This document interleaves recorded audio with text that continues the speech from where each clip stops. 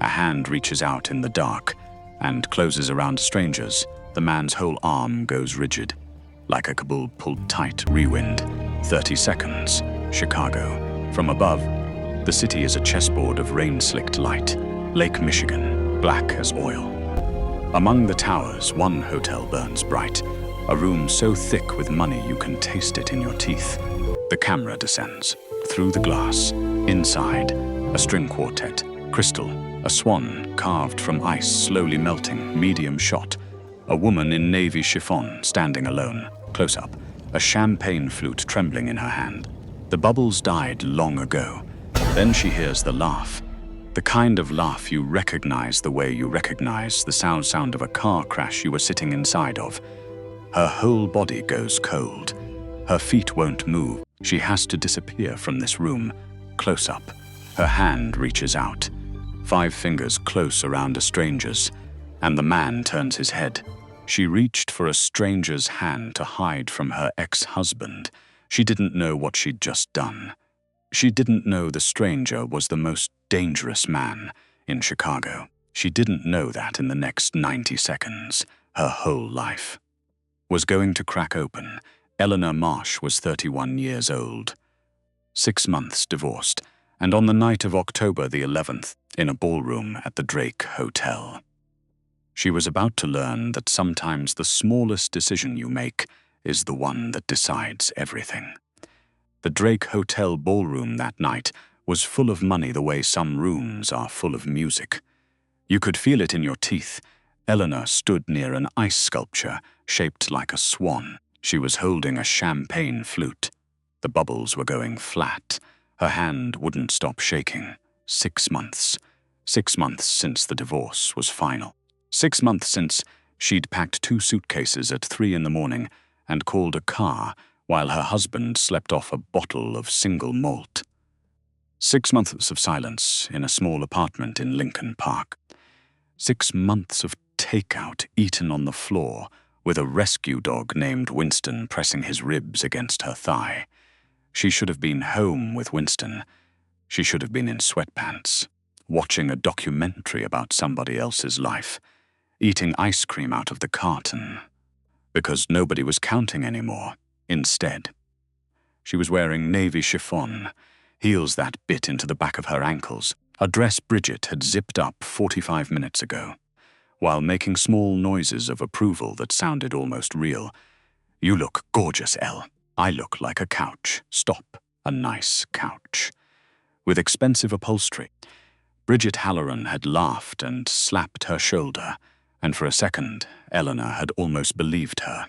Almost. The string quartet was playing something slow, the kind of music that makes rich people feel they are doing something important by writing checks. The Gold Coast Charity Gala, $600 a plate, caviar nobody wanted, photographers from the Tribune drifting through the room like sharks who'd had their teeth filed down. Eleanor had been to one of these before, with him 3 years ago. Same hotel, same chandelier, different dress.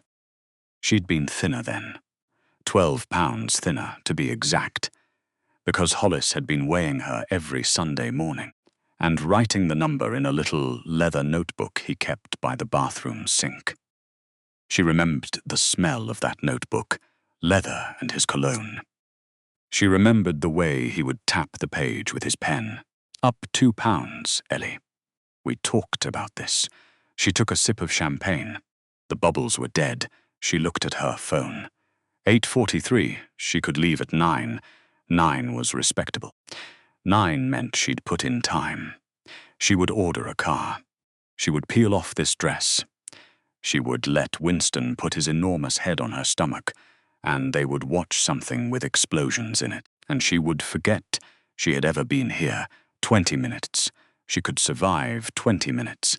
Then she heard the laugh. It came from her right, across the dance floor, past the ice sculpture, through the cloud of perfume and money and old cigar smoke that hung over the VIP tables like weather. A laugh she knew. The way you know the sound of a car crash you were inside of. Eleanor's whole body went cold. She turned her head, slowly. The way you turn when you already know what's behind you. There he was, Hollis Crane. In a charcoal suit that probably cost more than her car, hair slicked back. That smile he used on investors, the one that worked on everybody for about 45 seconds. Standing at the bar with a woman who looked like she'd been assembled at a factory that only made one model. Blonde, tall, bones like a bird. He hadn't seen her yet.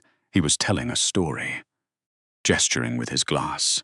The blonde was laughing the way women laugh when they're being paid to move. Eleanor thought, move. Her feet were not moving. Her feet were planted in the carpet like she'd been bolted there. The champagne flute was sweating in her hand.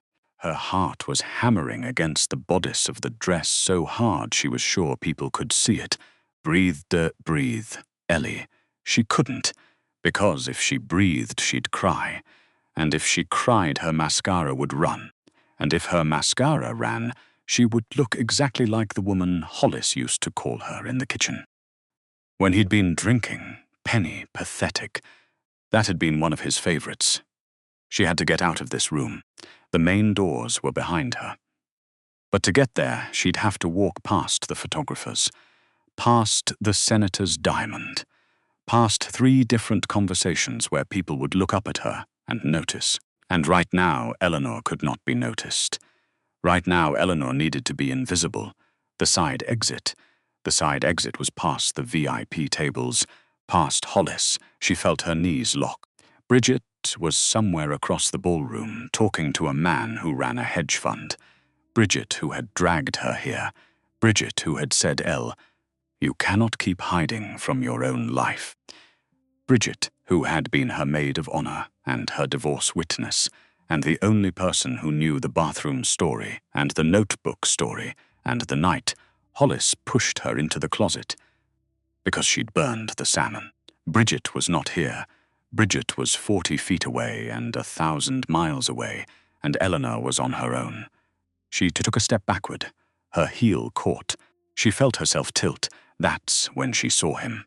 He was standing near a marble pillar, maybe 10 feet to her left, facing the windows, looking out at Lake Michigan and the lights along the shoreline, like the rest of the room didn't exist. A man in a charcoal suit, broad across the shoulders, the way a door is broad. Tall enough that he made the pillar look reasonable. He had his hands behind his back. He was completely still. In a room full of people who were performing being alive, this man was just standing there, quiet. The way a stone stands in moving water, Eleanor didn't think. Thinking was the thing she'd been doing for 6 months, and thinking had not gotten her out of this room. She moved 3 steps, maybe 4. The chiffon hissed against her thighs. Her clutch was slick in her left hand. With her right, she reached out, and her fingers closed around the man's hand. His hand was warm, calloused, enormous. The whole arm went rigid the instant she touched it, like a cable being pulled tight. She felt the muscles in his forearm coil under the wool of his sleeve, and for 1 electric second, Eleanor was sure she had just made the worst mistake of her life. He turned his head, slowly. His eyes were black. Not brown. Black. Like wet asphalt at midnight.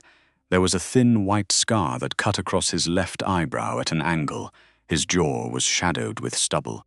He looked at her the way a man looks at a piece of furniture that has suddenly started talking. Eleanor's mouth opened. Please. That was all she could get out. Her voice was a whisper that didn't even reach his collar. Please. Pretend you know me. He didn't move. His eyes flicked over her face, then down, then up again. Reading her, the way someone reads a contract for the first time.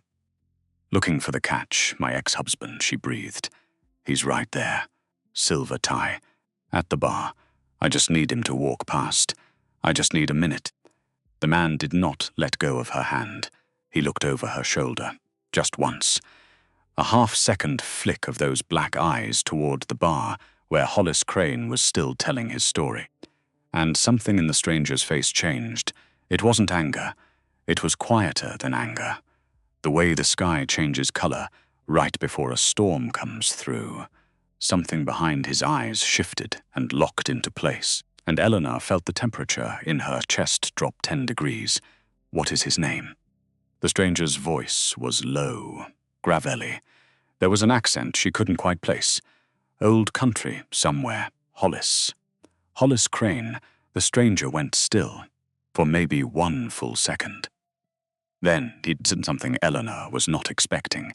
He stepped forward, right into her space, close enough that she could smell him. Cedar and dark coffee and something else underneath. Something faintly metallic she didn't have a word for. His free hand came up and slid around the small of her back, heavy, warm.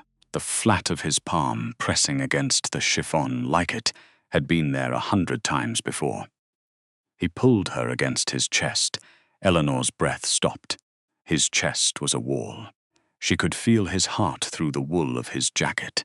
Slow, steady. The pulse of a man who had never panicked about anything in his life. "If we are pretending," he said quietly, his mouth close to her ear, "we pretend properly. Look up at me. Smile. As if I have just said something only you understand."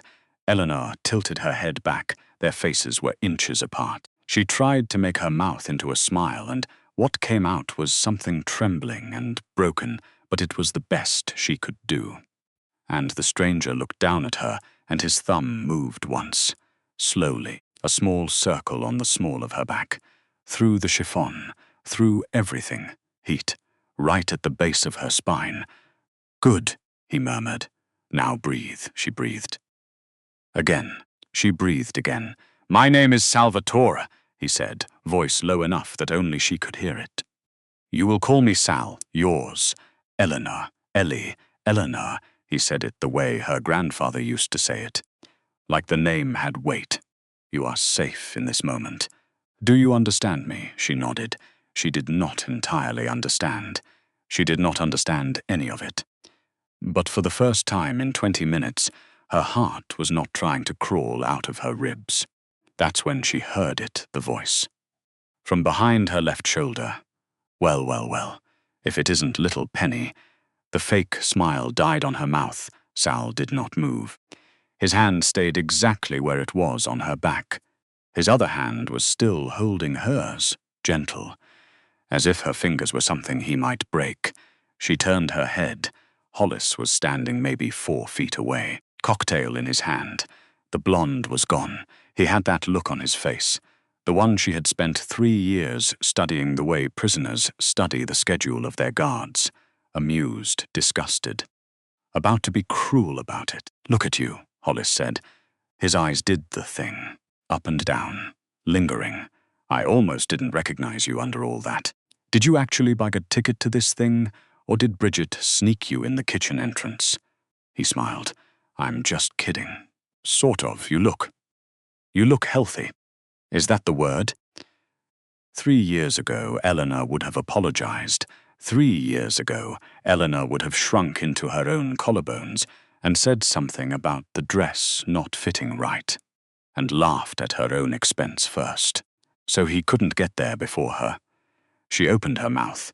She did not get a word out, because the man behind her, the stranger with the scarred eyebrow and the steady heart, turned his head.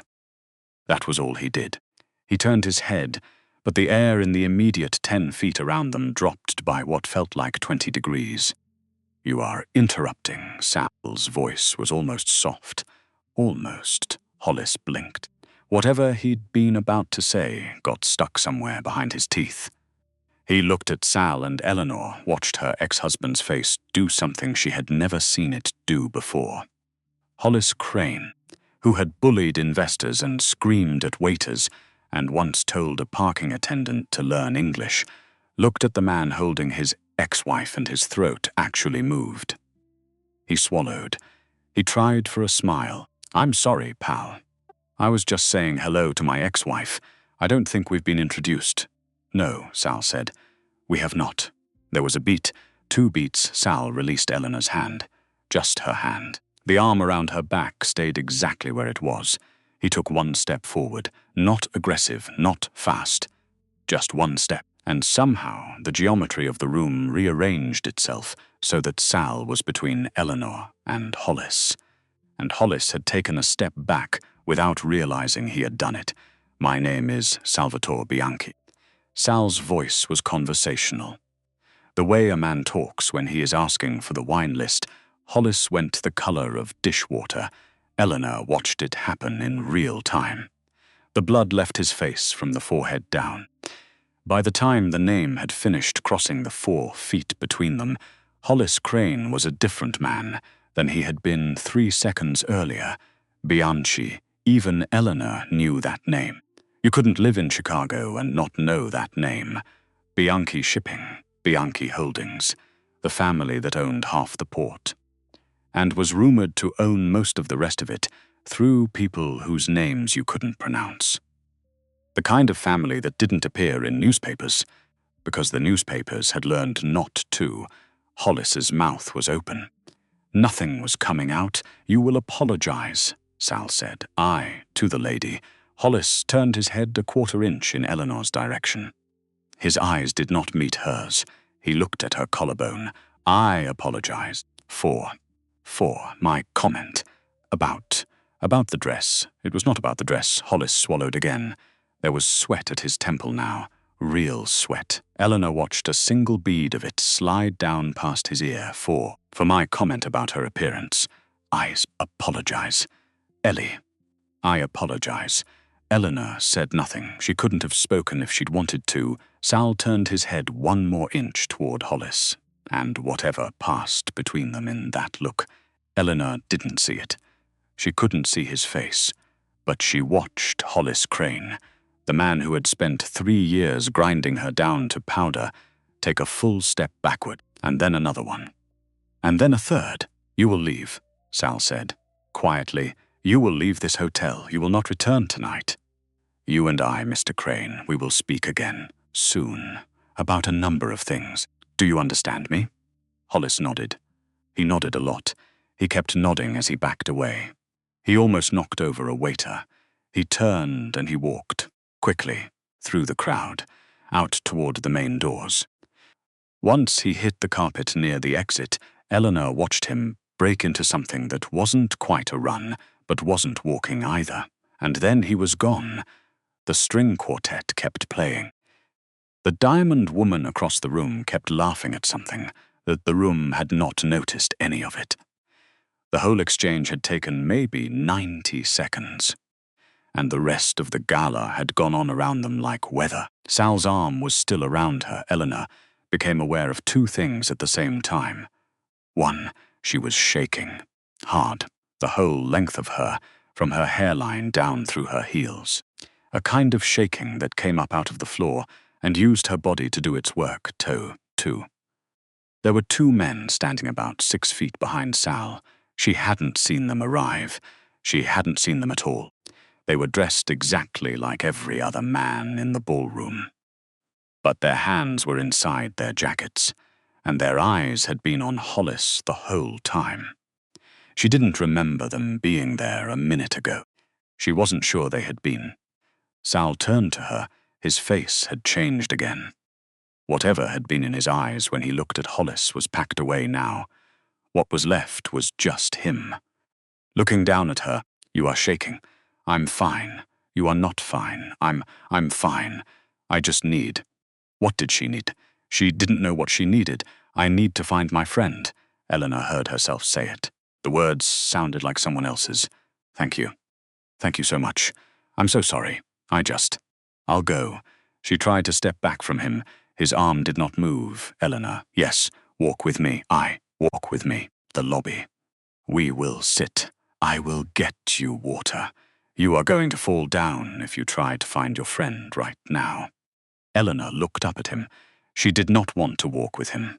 She did want to walk with him. She did not know how to be a person who knew the difference between those 2 things anymore. He took her elbow. Gently, with the same casual authority he had used to make Hollis Crane evaporate, he guided her across the carpet, and the crowd parted for him in a way the crowd did not part for anyone else. and Eleanor noticed for the first time that the two men in suits were walking behind them. Not close, not far. The way you walk when walking is your job. She passed Bridget on the way out. Bridget was at the edge of the dance floor with her hedge fund man. And she saw Eleanor and her face did something complicated. Surprise. Then something else underneath the surprise. Something fast that Eleanor didn't have time to read. Eleanor mouthed, "Call you later." Bridget nodded. Bridget was watching the man whose arm Eleanor was on. Bridget's mouth was a little open. Then they were through the doors and into the lobby. The marble was cold under the carpet. The chandeliers were enormous. A doorman in a maroon coat saw Sal and immediately straightened the way young men straighten when an officer walks into the room. Sal didn't sit her down in the lobby. He walked her past the lobby, past the concierge, past the gift shop with its closed gate, through a side door she hadn't noticed and down a hallway with carpet that swallowed the sound of their footsteps. There was a private exit at the end of it, a black car waiting at the curb. The driver was already out, holding the door open. The two men in suits stayed in the lobby. Sal opened the door for her himself. "Get in, Eleanor. Get in. We will talk. You will be safe. You have my word, his word." She did not know this man. She did not know what his word was worth. She had just used him as a human shield against her ex-husband, and now he was opening the door of a car the size of a small apartment, and his eyes were waiting for her to decide. The night air smelled like rain. Somewhere a cab honked. Eleanor got in. She heard her own heels click on the curb and then on the leather floor of the car. And then she was sitting in cream leather that was softer than her own bed. And Sal was getting in across from her, and the door was closing. And the city outside was starting to blur as the car pulled into traffic. For a long moment, neither of them spoke. Sal opened a small panel in the side of the car. He took out a crystal decanter. He poured 2 fingers of amber liquid into a glass and held it out to her. "Drink. It will help." She took it. Her hand was steadier than she expected. The whiskey was smooth, warm, expensive. It burned in a way that was almost kind. "Better," she nodded Eleanor. "Look at me." She looked at him. His face in the soft glow of the car's interior lights was not the face that had stared down Hollis Crane in the ballroom. It was a quieter face. A face with edges in it. A face that had seen a great many things and not asked any of them to leave. "I am going to tell you some things now," he said. "Some of them you will not want to hear. I would prefer you hear them in a chair, with a drink, rather than in the lobby of a hotel with photographers 50 feet away. Do you understand? Yes, your ex-husband, Hollis Crane. Yes, he stole $5 million from me." The whiskey stopped halfway to her mouth. She did not put the glass down. I'm sorry. Do not apologize. You did not steal it." He did. From a company called Vanguard Holdings, which is one of mine. 3 months ago. He did it well. Better than I would have expected from a man who wears a silver tie to a charity event. Eleanor set the glass down on the small leather table between them, carefully, like the glass was the only thing in the world she could control. Her voice was small. "I don't have anything to do with his business. We divorced 6 months ago. I haven't even spoken to him, I know. You know, Eleanor. I have known about you for 3 months. Your name, your firm, the address of the apartment on Lincoln Park, the name of your dog. I know what time you usually take him out in the morning. I know you order pad thai from the place on Halstead on Tuesdays." The car was very quiet. Outside, the rain had started. Eleanor watched it streak the window and tried to make her brain do anything other than the thing it was doing. Which was a kind of slow grey nothing. Why? Because 3 months ago a man took $5 million from me, and the only person on earth who has ever known how that man hides his money. Is the woman who used to be married to him?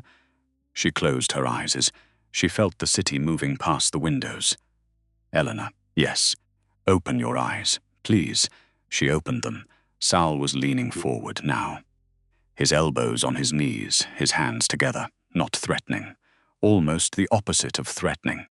The way a doctor leans toward a patient when the news is bad. "You have two choices tonight. I am going to tell you both. Then you are going to choose. I will not lie to you. I will not soften it. You have been lied to and softened enough for one lifetime. Do you understand me?" A small sound came out of her. It might have been a yes. Choice one. "You help me. You come with me to a place that is mine, where there is a workstation set up for you, and you do what you do for a living. You find the money, we get it back. When it is done, you go home, to your apartment. You are protected for the rest of your life, by me, by my name. Hollis Crane never comes within 100 yards of you again. And choice two." Sal's eyes were quiet. "Choice two. You walk out of this car at the next red light. You go home. You go to bed. And in 3 days, perhaps 4, the men your ex-husband has been negotiating with will come to your apartment looking for the information they think you have. They will not be polite. I will not be there. You will be on your own." Her mouth was dry. The men he's been negotiating with, the O'Brien family, Donald Fitzgerald's people. The Irish, I don't know anything about them. That is the problem. They do not know that you do not know, and they cannot afford to find out the hard way. The car was slowing. Eleanor looked out the window. They were stopped at a red light at the corner of Michigan and Wacker. The rain was harder now. A woman in a clear plastic poncho was running across the street, holding a phone over her head. The light was red. Sal was looking at her, waiting. He had said he would. He had said next red light. She could open the door.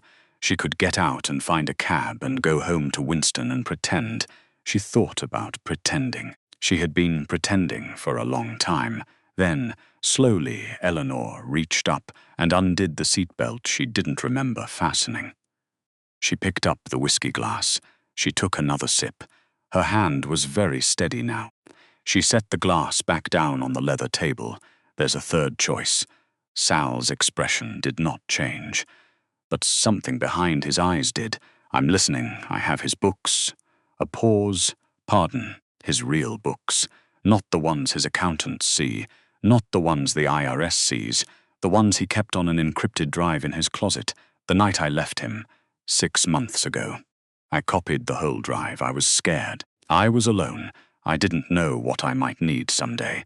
So I copied it, all of it. Every account number, every shell company, every transfer he made for the last 4 years. Sal did not move. You have this, yes. Where? Safety deposit box. My name. A bank he doesn't use. You have never opened it. I was too scared. I didn't even know what I was looking at when I copied it. I just knew it was the kind of thing I might need, like a fire extinguisher. You don't open it unless the house is burning." Sal was very still. Then he did something Eleanor did not expect. He laughed. It was a small laugh, almost a breath, a single quiet huff that started in his chest. There was something like wonder in it, not amusement. Wonder, Elena Marsh. "Yes, you walked into that ballroom tonight with a knife in your purse. And you did not know it." She didn't answer. The light turned green. The car pulled forward. It did not stop at the next intersection. It kept going, smooth and quiet over the wet streets, toward something Eleanor could not yet see. The whiskey was warm in her stomach. The chiffon was scratching her hip where Sal's hand had been an hour ago. Her phone was buzzing in her clutch. Bridget. Probably Bridget. She did not pick it up. Sal was looking at her. He was looking at her like she had just become someone he was going to have to take seriously. "My driver will take us to my home," he said quietly. "There is a room you can use. There is food. There are people I will need to make calls to. Tomorrow we begin. Tonight you rest. Do you have any questions?" "Yes, ask. My dog." Sal blinked. "Just once. Your dog, Winston. He's at home. He needs to eat. He needs to be walked." "I won't go anywhere without him." There was a beat. Then Sal Bianchi. The man whose name had emptied half the color out of Hollis Crane's face 15 minutes ago picked up a small phone from the console beside him. He spoke 3 words into it, the dog. Now he set the phone down. My people will pick up your dog within the hour. He will be at my home before you arrive. There is a yard. He will be safe. Other questions. Eleanor's eyes were wet. She hadn't noticed when that had happened. She wiped at them with the heel of her hand, carefully. Because of the mascara. One more. Ask, why did you help me? Sal looked at her for a long moment. The rain was loud against the windows of the car. In the ballroom, he said. Before you touch my hand, do you know what I was looking at? No. The lake. I was thinking about my wife. She was killed 3 years ago. By the same men your ex-husband is currently trying to do business with. I was standing at the window thinking about her, about what it would be like to feel her hand in mine one more time. And then you, a stranger, a frightened woman, touched my hand. He looked down at his own hand. The right one, the one she had grabbed. I do not believe in signs. Eleanor, I am not a man who believes in signs. He looked back up at her. But I do not ignore them either. The car turned onto Michigan Avenue. The magnificent mile slid past in streaks of wet gold. Somewhere ahead, on the upper floors of a tower she could not yet see, the lights of a penthouse were already on, waiting. The penthouse smelled like coffee and old leather. Eleanor woke up in a bed that was not hers, in sheets that cost more than her car. And for the first 3 seconds she did not remember where she was. Then she did. She sat up too fast. The room was huge. Tall windows, grey morning light. The Chicago River 300 feet below, moving like a slow piece of dark glass. There was a robe folded at the end of the bed that had not been there when she fell asleep. White.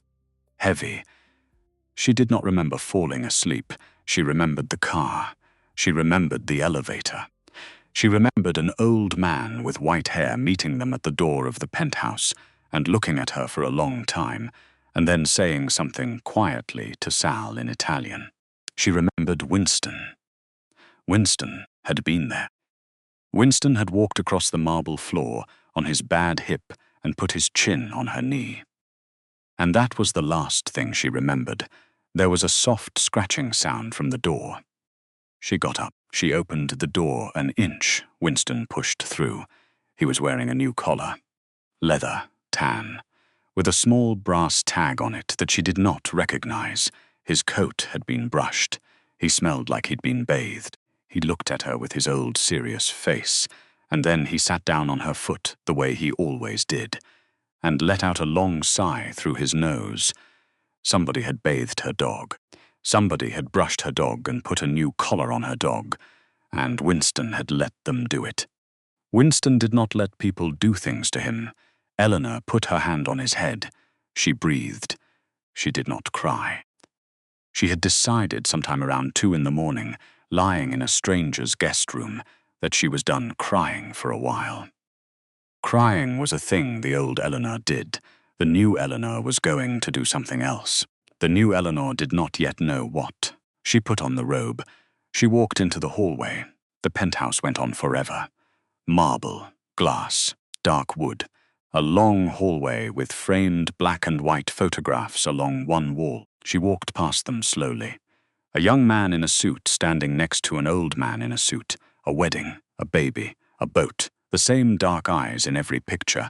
The same heavy jaw, generations of a family. The kind of family that hung itself on a wall.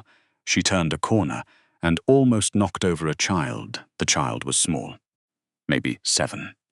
Dark hair in a long braid, pink pajamas with little white horses on them. She was carrying a bowl of cereal. She stopped dead in front of Eleanor and looked up.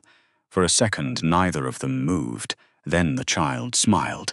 It was a careful smile, a guarded smile. The smile of a kid who had learned early that smiles were a thing you used carefully. "You are the lady." "I," Eleanor said. "Yes. I guess I am. Hi, my papa said you would be here. He said not to bother you." "You're not bothering me. He said you needed sleep because Last night was hard. Eleanor's throat did something. He said that. He said you were brave.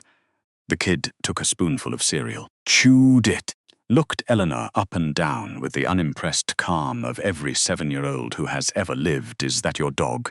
Yes, he is old. Yes, what is his name? Winston. I like that name. What's your name? Sophia. Hi, Sophia. Hi. The kid took another spoonful of cereal. Winston, who had been watching this conversation with the gravity of a Supreme Court justice, leaned forward slowly and sniffed at her elbow. Sophia did not move. She let him sniff. Then she put her small, free hand on his head, and Winston closed his eyes the way he only ever did for Eleanor. Traitor, Eleanor thought. She felt herself smile. It startled her. It had been a long time since smiling had happened to her face without her telling it to. My papa is in the kitchen. He is making eggs. He makes them with too much butter.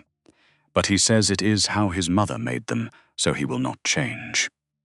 Okay, you can come if you want, Sophia turned around and started walking back down the hallway, balancing her cereal bowl. She did not wait to see if Eleanor was following. She just assumed Eleanor was.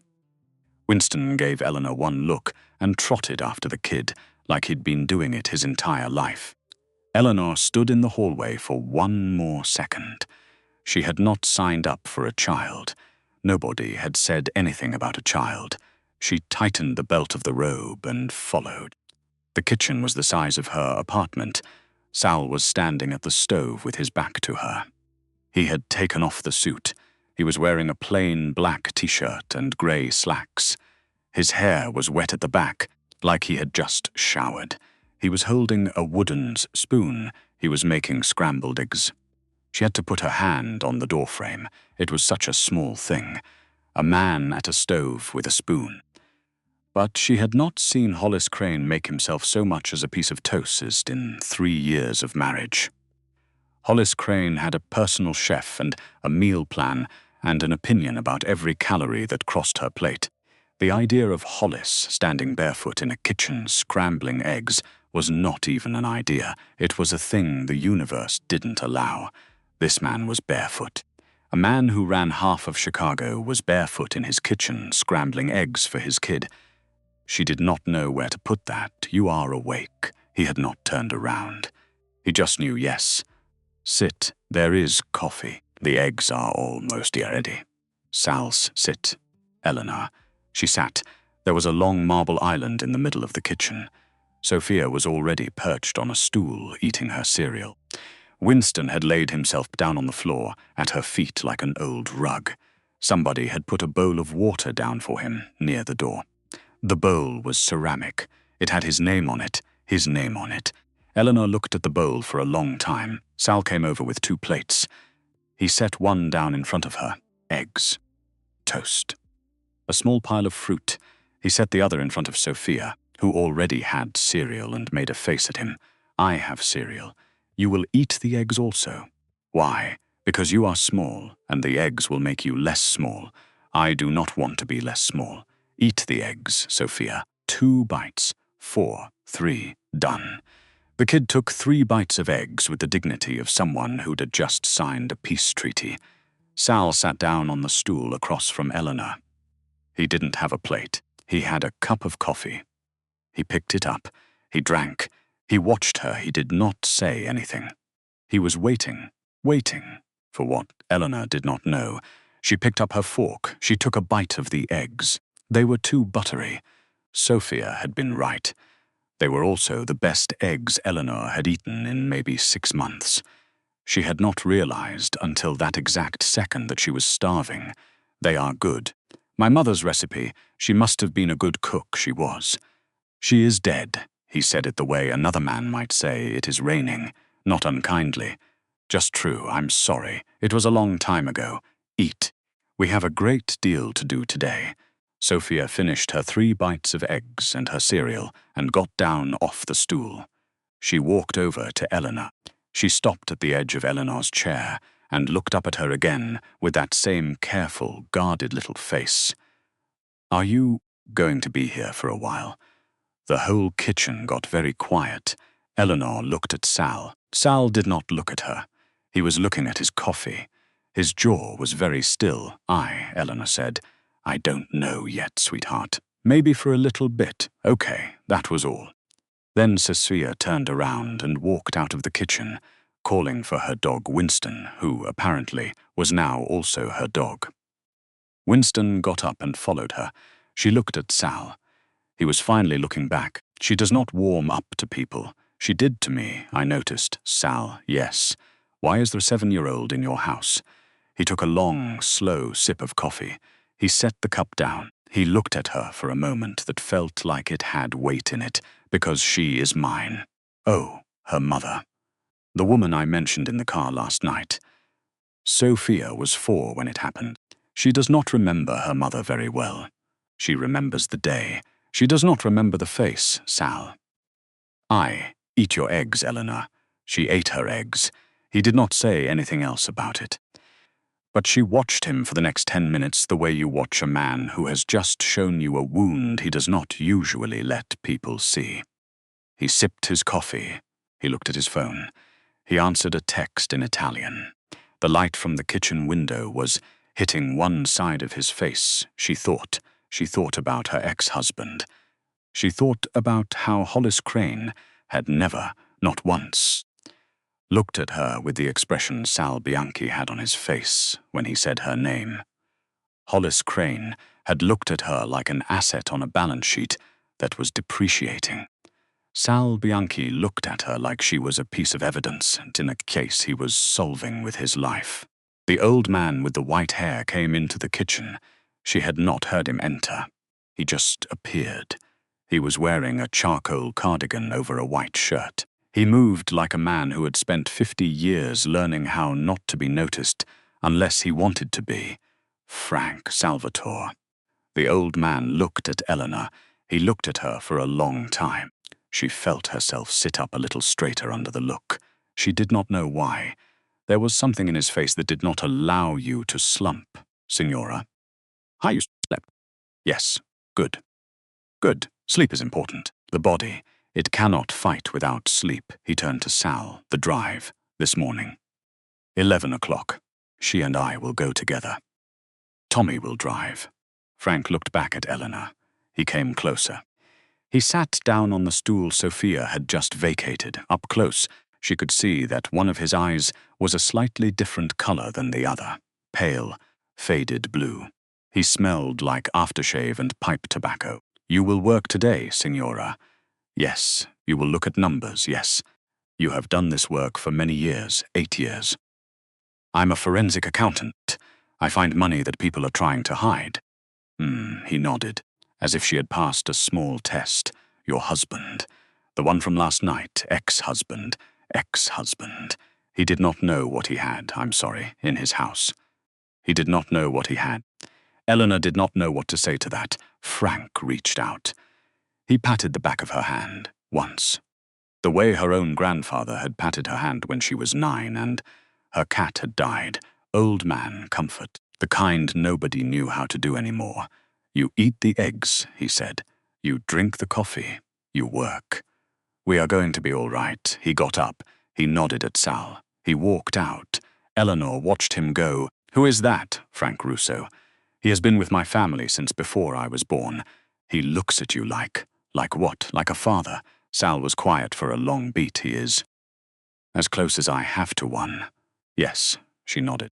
She did not push. She was learning very slowly when to push and when not to push with this man. There were a lot of doors in him. Some of them opened. Some of them did not. Some of them you had to wait for. The next 3 days disappeared. She worked at a desk in a study that overlooked the river. 2 monitors. A keyboard that clicked the way good keyboards used to click before everything went quiet. A pad of yellow legal paper that she filled and turned the page and filled again.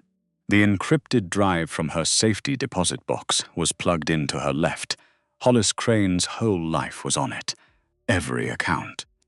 Every shell, every name he'd ever paid. Every name he'd ever paid to lie about something. She tracked the 5 million. It had moved 7 times. a wire to a Bahamian holding company, then a transfer to a Delaware LLC that did not actually exist, then a routing through a real estate fund in Miami, then a series of small purchases of legitimate companies in industries Hollis Crane had no business being in: auto parts, line services, a trucking company in Gary, Indiana. Then it stopped.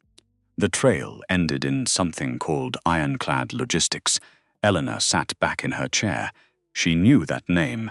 Ironclad Logistics had been in the news 6 months ago. A federal investigation that had gone nowhere because every officer of the company had refused to testify. The Tribune had used a word it did not usually use. Connected Ironclad was Irish. Ironclad was Donald Fitzgerald. Frank brought her coffee twice a day. Black, strong. He did not bring it on a tray. He just appeared with 2 mugs and set one down and then sat down opposite her and drank his while she drank hers. And most of the time they did not speak. On the second day he did speak. He was looking out the window at the river. He said, "I have done this work for a long time. 47 years. What is the work? The work is to watch, to listen, to know what kind of person a man is, or a woman." He took a sip of his coffee. "I have seen many women in this house, Signora. I bet you have. Most of them afraid. Some of them greedy. Some of them both." He turned his head and looked at her. "You are doing math, that's literally my job. Yes, no, I do not mean the numbers. I mean." In here, he tapped his temple. "You are not afraid. You are not greedy. You are calculating. There is a difference. Most people, they do not know there is a difference. But there is." She didn't answer. "He sees it too. Sal? What does he see?" Frank smiled. It was a small smile. The corners of his eyes folded into 100 small lines. He sees a woman who has been told a lie about herself for a long time, and who is starting to stop believing it. "Signora, do you know how many men have ever seen a woman do that? In front of them, in real time. How many? Very few. And most of them are not lucky enough to be there for it." He got up. He took the empty cups. He walked out. Eleanor sat with her hands in her lap for almost 10 minutes after he left. Then she went back to work. The 4th night, she could not sleep. She got up. She put on the robe. She walked down the hallway in her bare feet. Winston was asleep on a dog bed at the foot of her bed. He did not stir. The penthouse was dark, except for the city light coming in through the windows. She walked through the kitchen for a glass of water, and that was where she heard it. Thump, thump. A rhythmic, muffled sound from somewhere below her. She found a staircase she had not noticed before. She went down. The basement of the penthouse was a private gym. Black rubber floor, a heavy bag hanging from a chain, mirrors along one wall, a speaker playing something low. Frank Sinatra. The version where he sounded like he was about to cry into a drink at 3 in the morning. Sal was at the bag. He had his back to her. He was barefoot, gym shorts, a tank top dark with sweat. His shoulders were bare, his arms were bare, and his back. Eleanor stopped at the bottom of the stairs. She put one hand on the wall. His back was a map of old wounds, pale lines that crossed each other at angles, a bigger scar low on the left side jagged, the kind a knife makes, a small round one high on the right shoulder. Older ones, newer ones, the story of a life she had no way to read. He hit the bag. Thump, thump. He did not turn around. "Go back to bed, Eleanor." His voice was flat. He had heard her the second she came down the stairs. "Probably before. I can't sleep." "Try." I tried. "Eleanor, what are these from?" He went still. He let the bag swing. He did not turn around. "Old work," he said. "What kind of work?" "The kind that I do not do anymore. The kind that I do not let other people do anymore, Sal." He turned. His chest was wet. He had a towel slung around his neck. He picked up the end of it and wiped his face. He looked at her standing there, at the bottom of the stairs in his guest robe, with her hair down for the first time since she'd arrived. And his face did a thing. It was very quick. He shut it down. But she saw it. He saw her see it, Eleanor. Go back upstairs. Why? Because I am asking you to. Sal. Eleanor. Tell me about your back. He was quiet. He looked at the floor, then at the bag, then at her. He sat down on a low bench against the wall. He took a long drink from a water bottle. He set the bottle down. When I was 23, he said, I went to work for my father. I did not want to. My mother did not want me to. My father did not give me a choice. I did certain things. For 3 years. Things I will not describe to you. Things that put marks on me. Things I put on other men. He looked up at her. When I was 26, my father died. I took over. The first thing I did was stop us from doing certain kinds of work. What kinds? Drugs. Out. Women. Out. Children. Out. We are in shipping. Real shipping. We are in real estate. Real real estate. We are in some other things that are not illegal but are not for polite company. We do not deal in poison. We do not deal in people. My grandfather did. My father did some. I stopped. Why? Because of the marks on your back, on my back. And other places. Some you cannot see. She came down off the last step. She did not move toward him. She just came down off the step. My father, he said quietly, told me once that there are 2 kinds of men in this world. Men who have rules, and men who have appetites. The men with appetites become animals. They die badly. They take their families down with them. The men with rules, they live.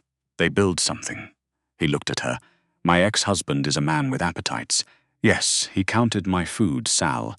He kept a notebook by the bathroom sink. He wrote my weight in it every Sunday. She did not finish. He waited. He told me, she said. He told me that a woman my size should fall to her knees in gratitude.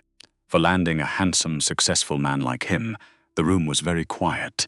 The Sinatra song ended. Another one started. Even sadder than the first. Sal stood up. He did not come to her. He stood up, and he walked over to the heavy bag, and he put one hand on it, on the leather, and he stood there for a long moment with head down. His shoulders went up. They came down. He breathed. Then he turned around. Eleanor, yes, in this house. A woman eats, Sal. A woman is respected. In this house. That is how it has always been. That is how it will always be. I will not be the man who tells you what to put in your body. I will not be the man who tells you what to wear. I will not be the man who measures you, or weighs you, or tells you that your size. Your size is a thing you should apologize for. To anyone. Ever, Sal? Look at me. She looked at him. You are not too much. You are exactly enough. He was the wrong size as. Not you. Do you understand? She nodded. She could not speak. Her eyes were burning. She had spent 3 years being told a lie every single day. 3 years of small comments. 3 years of weighings. And here in a basement in a building owned by a man who carried his past on his back, here was someone telling her in plain English what was true. She wiped her face. Sorry. Do not apologize. I keep doing that. You will stop. Eventually, she laughed. It was a wet laugh. A small, real one. He nodded toward the stairs. Go to bed, Eleanor. Okay, Eleanor. Yes. Tomorrow we move. The drive is almost cracked. The Irish are starting to ask questions. Things will get harder. I know. Are you ready? She did not answer right away. She thought about it. She thought about Winston upstairs on the dog bed. About Sophia and her cereal. About Frank's hand on hers in the kitchen. About a notebook she had thrown into Lake Michigan 6 months ago. And watched sink. Yes, she said. I'm ready. He nodded. She went upstairs. The next morning, Bridget called Eleanor was in the study. Coffee at her elbow.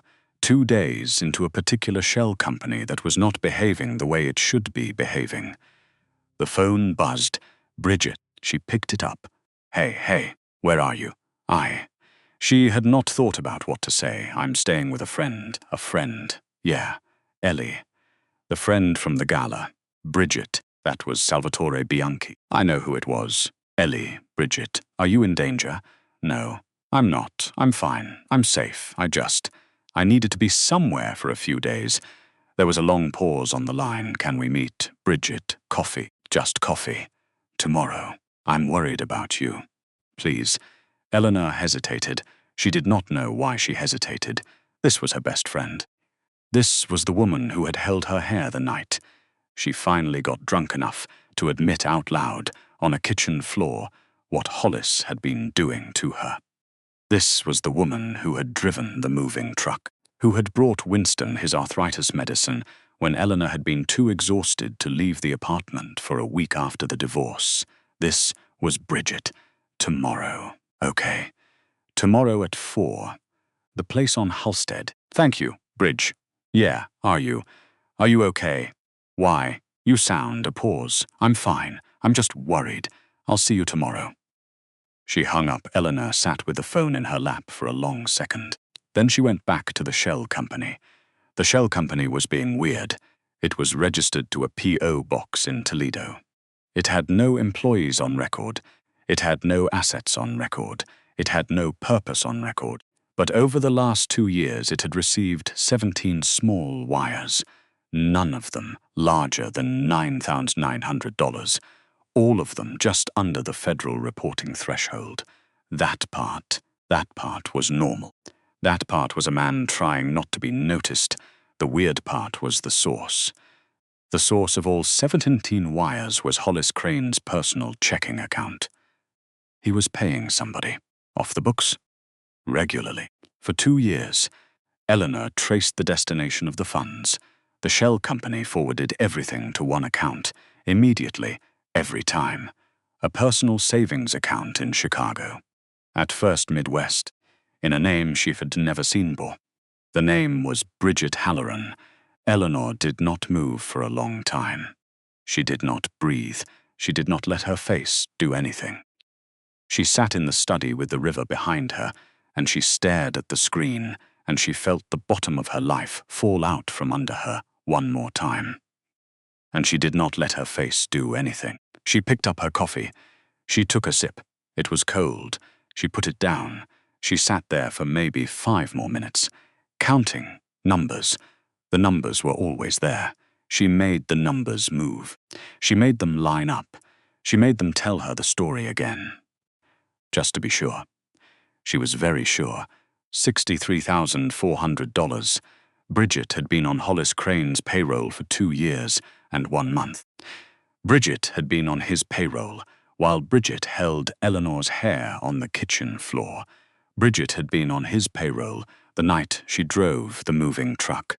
Bridget had been on his payroll yesterday when she called and said, "I'm worried about you," with that little pause. Eleanor picked up the coffee cup again.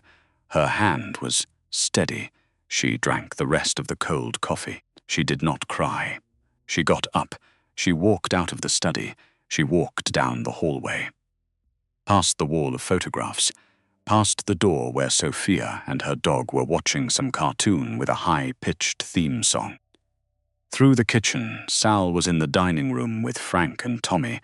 The 3 of them were standing around a table covered in maps and papers.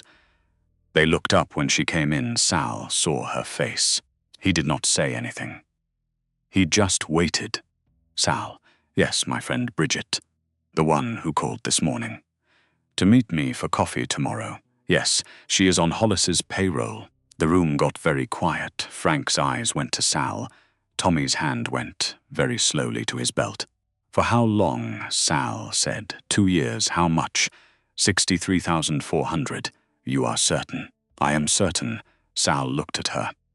He looked at her for a long moment, in which the city outside the windows kept moving, and the river kept flowing. And somewhere across town a woman named Bridget Halloran was probably picking out an outfit for coffee tomorrow. Eleanor. What do you want to do? She thought about it. She did not think about it for long. I want to meet her tomorrow. At 4, at the place on Halstead. I want to bring the bank statements. I want her to look at them. And then what? Then I want to walk out. And I do not want to ever see her face again. And I do not want anyone to touch her. Sal, do you hear me? I hear you. No one touches her. No one touches her. She nodded. She turned to leave. At the door she stopped. Sal. Yes. What was the third thing? The third thing, you said in the car. The men with rules live. They build something. Yes. Build what? Sal looked at her across the room. There was something in his face she had not seen there before. Tommy and Frank were both very quiet. Frank had a small, private smile at the corner of his mouth, like he had been waiting 2 days for someone to ask the question.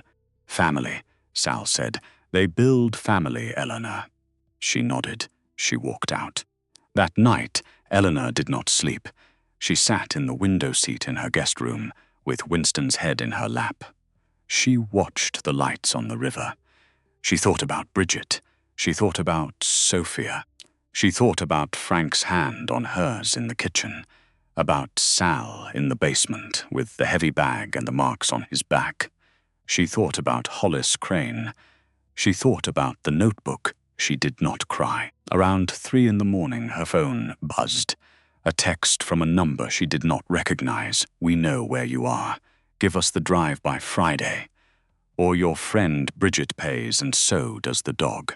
She read it 3 times. She did not move. She sat with the phone in her hand, and she watched the lights on the river, and she thought about everything she had been told her whole life, about what kind of woman she was, soft, small, lucky to be loved, lucky to be tolerated, lucky to be here. She thought about the navy chiffon dress hanging in the closet behind her. The dress she had worn into the Drake Hotel 5 nights. Oh, 5 nights. That was all it had been. 5 nights ago, she had been a woman who was afraid of her ex-husband walking past her at a charity event. 5 nights ago. She picked up the phone. She typed back, Trey. She hit send. She set the phone down. Winston shifted his weight in her lap. He sighed through his nose. Outside, the river kept moving.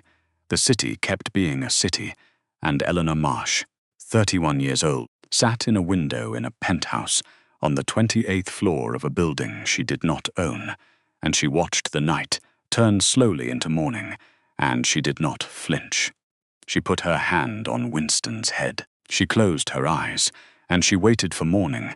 The coffee shop on Halstead was the same as it had always been, brick walls, bad lighting, a chalkboard menu nobody had updated since spring. The same bored kid behind the counter who had been there in college. Bridget was already at a table by the window. She had her hair down. She had ordered Eleanor's drink for her. It was sitting across from her, going cold. That was the part that got Eleanor. The drink, Bridget had ordered her drink for her.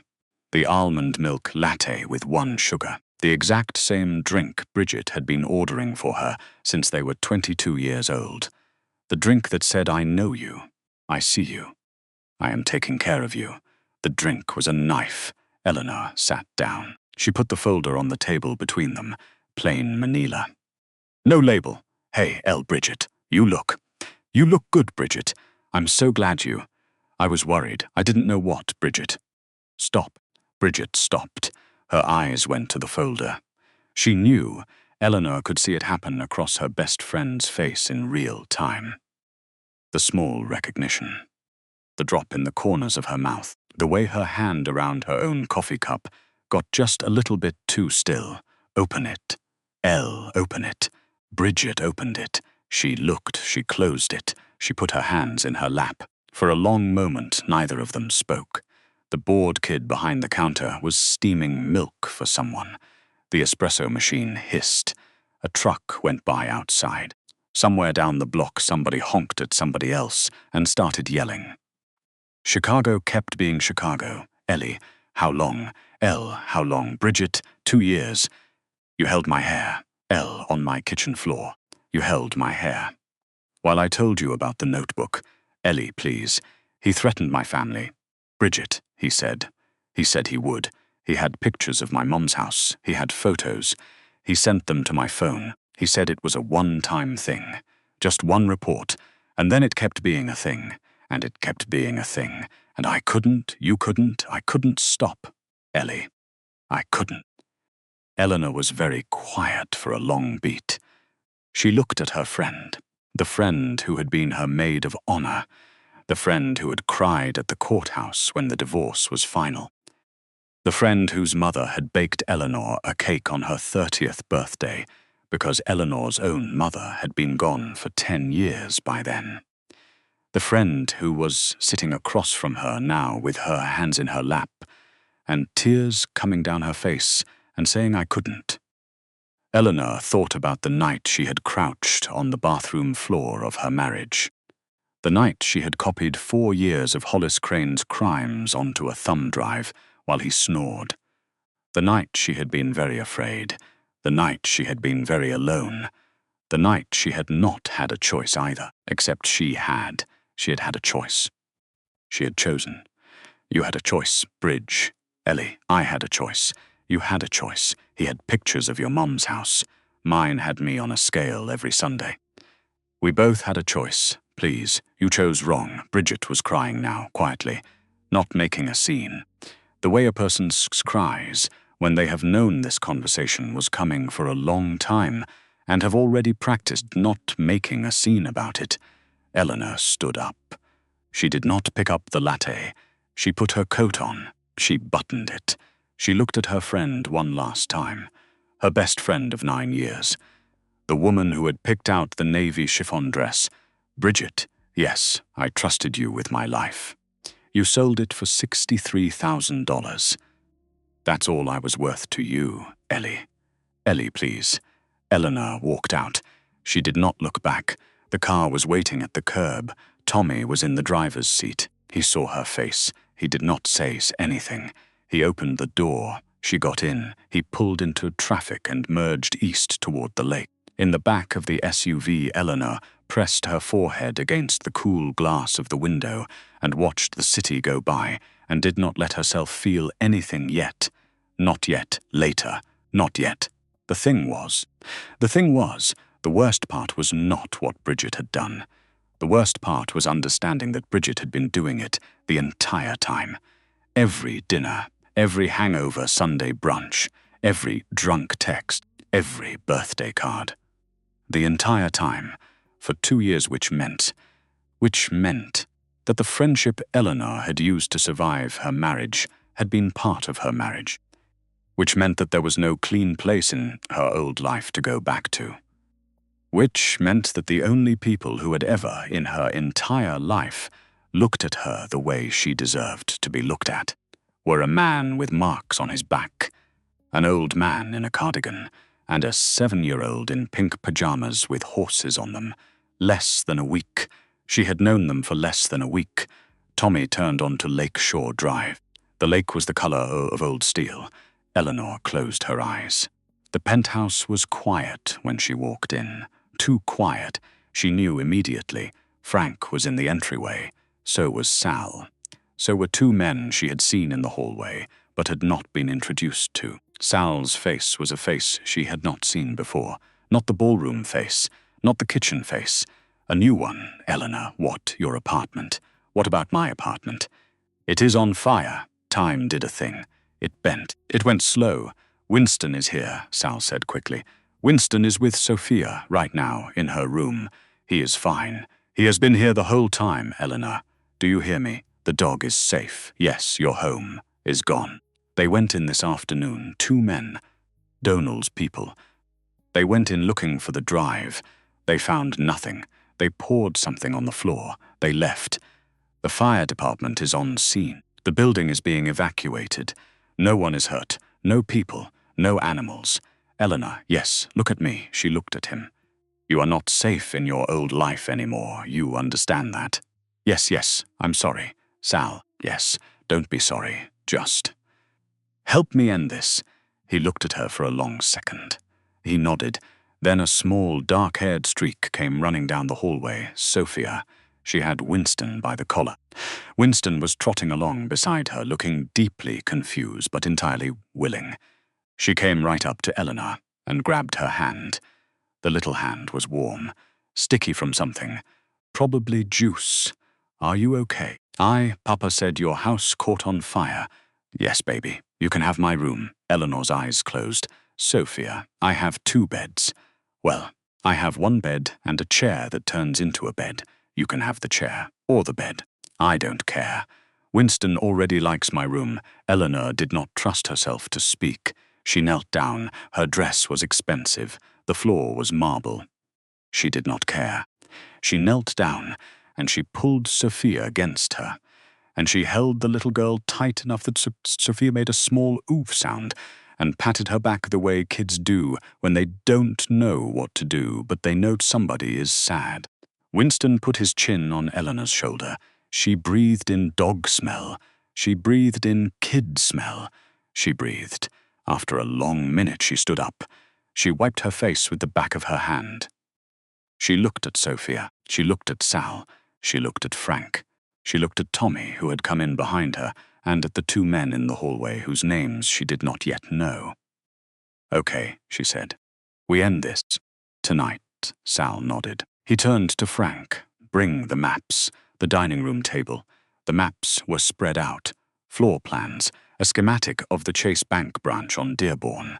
The vault, the private viewing rooms, the exits, the street outside, the buildings across the street. Frank stood at the head of the table. Sal stood next to her. Tommy stood across from her.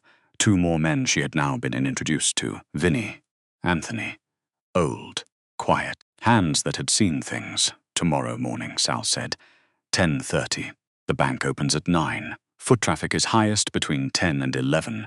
Eleanor goes in, alone, to her safety deposit box. She retrieves the decryption key. She walks out, and the Irish, they will know. They have a contact at the bank. 3 people on payroll. We have known about them for a year, so they will be there. They will be there. How many?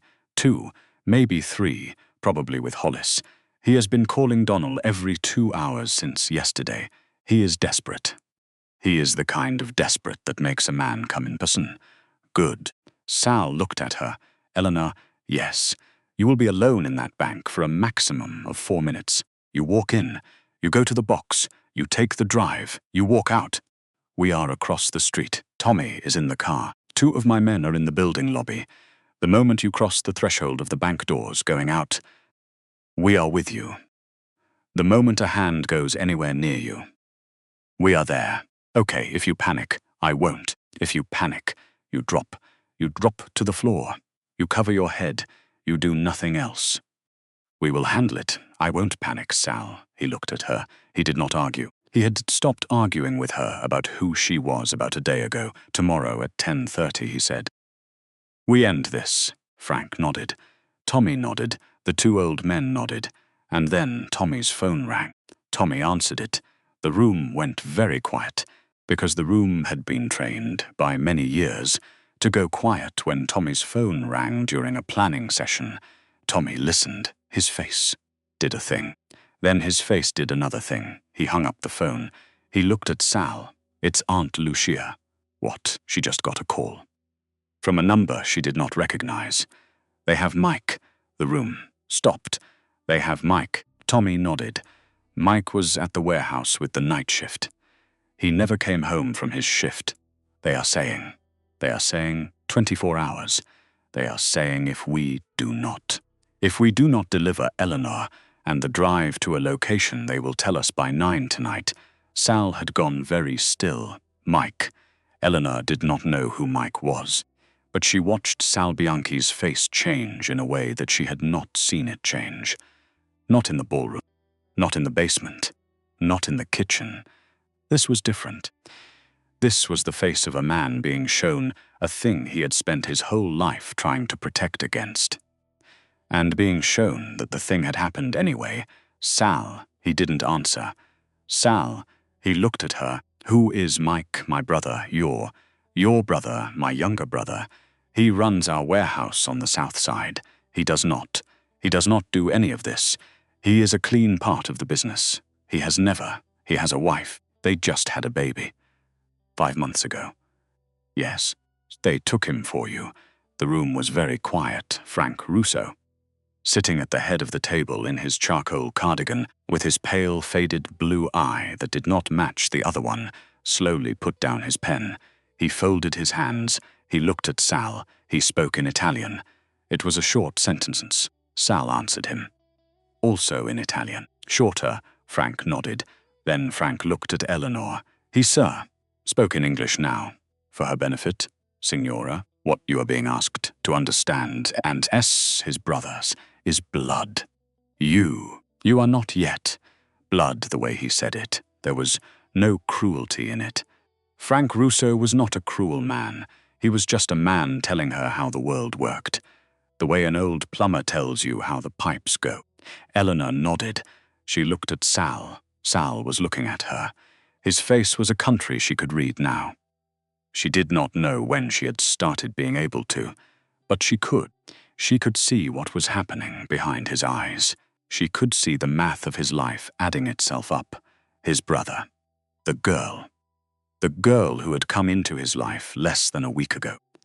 His brother who had been there 44 years. He was going to choose his brother. He had to choose his brother.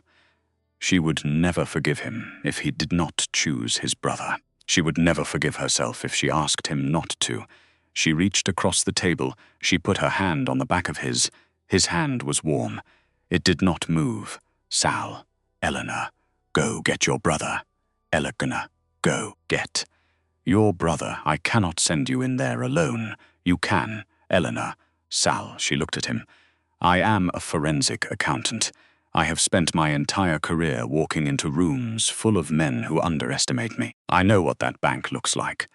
I have the key. I have the drive coordinates memorized. I know what Hollis looks like when he is afraid. I have seen it. Once. 5 nights ago. I want to see it again. Tommy and the boys can be outside. I do not need you inside. I need you to get your brother, so that I can do this without thinking about you. The whole time, doing what I am doing. Do you hear me? He looked at her. Sal, yes, go get your brother. You will come back to me. Yes, you will. Sal, I will come back. That is an order. It was the wrong word, or the right word. She did not know. His mouth did a thing. It almost smiled, almost. He stood up. He came around the table. The whole room watched him do it. He stopped in front of her chair. He bent down. He put one hand against her jaw, the pad of his thumb on her cheek. He kissed her, once slow. It was not a kiss like the one in the ballroom 5 nights ago. That one had been theater. That one had been chess. This one was different. This one was a promise. She felt it in her teeth. He stood up. He looked at Tommy. He looked at Frank. He looked at the 2 old men. Tommy and I get my brother. Vinny.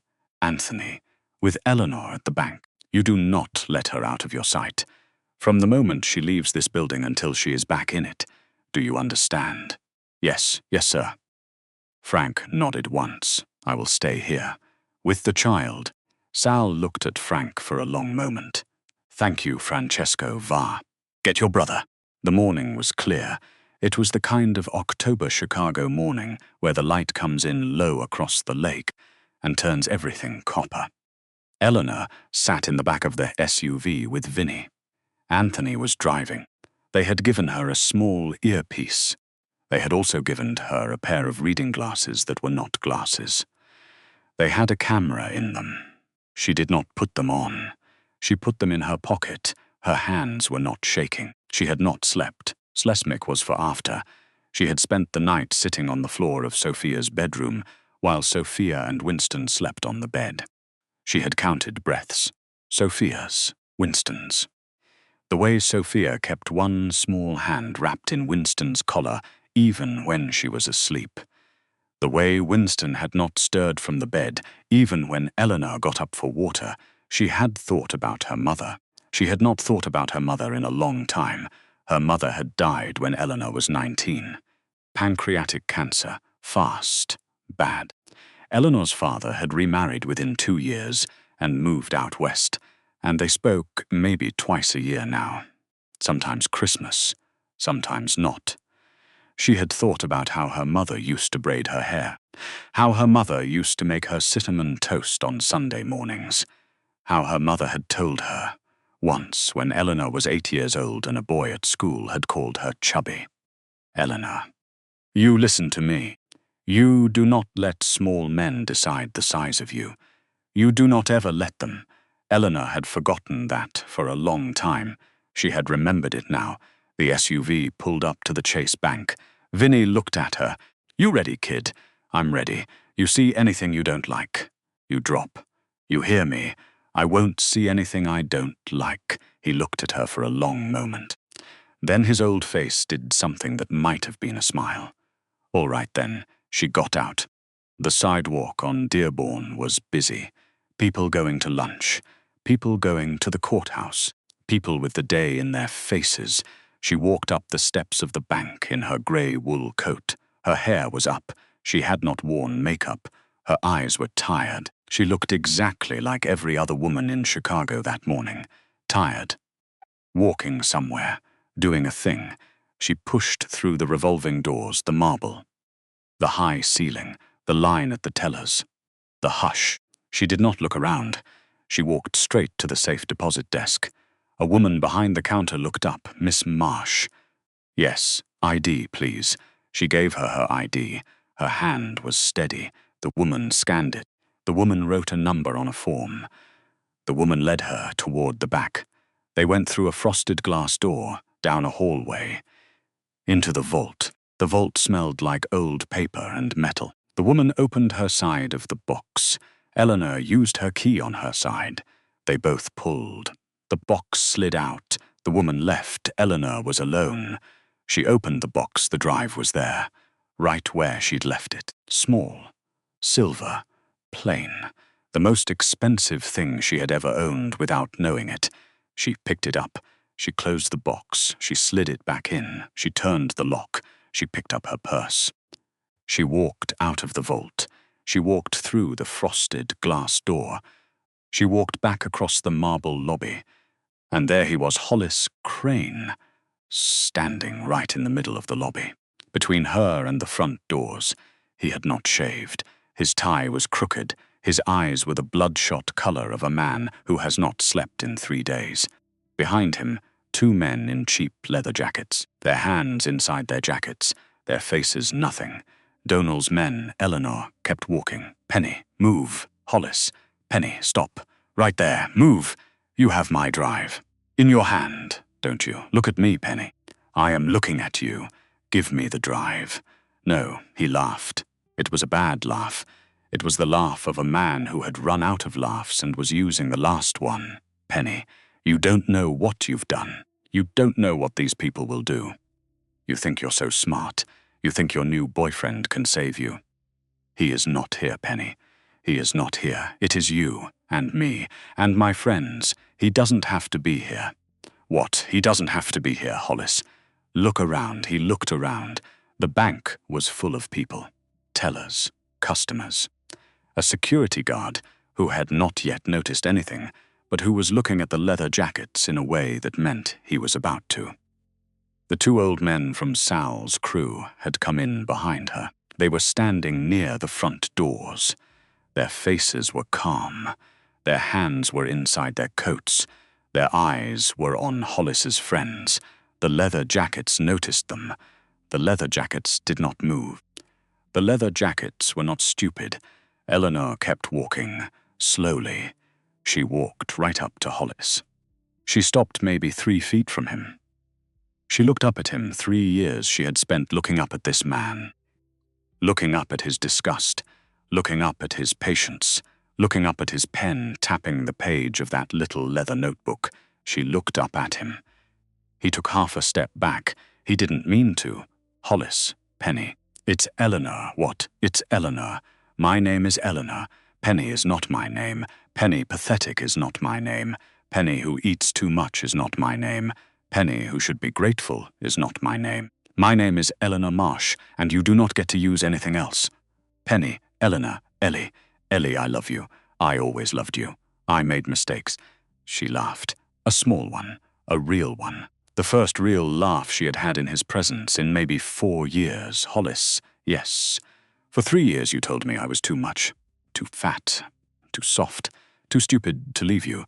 Too lucky to be loved by you. You wrote my weight in a notebook every Sunday, and you tapped the page with your pen, and you said we talked about this." His face did something. "And you were right, what?" "About one thing.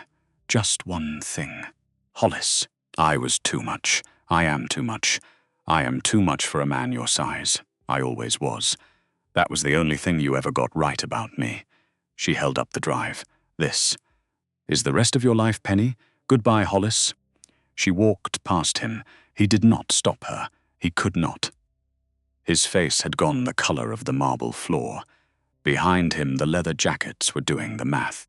The math said the two old men by the door had better positioning.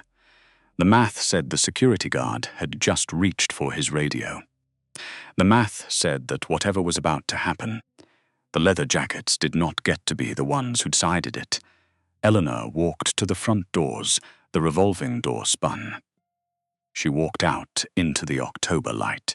Tommy's SUV was at the curb. She crossed the sidewalk. She got in. She closed the door. She handed the drive to Vinny in the front seat. Vinny plugged it into the tablet on the dash.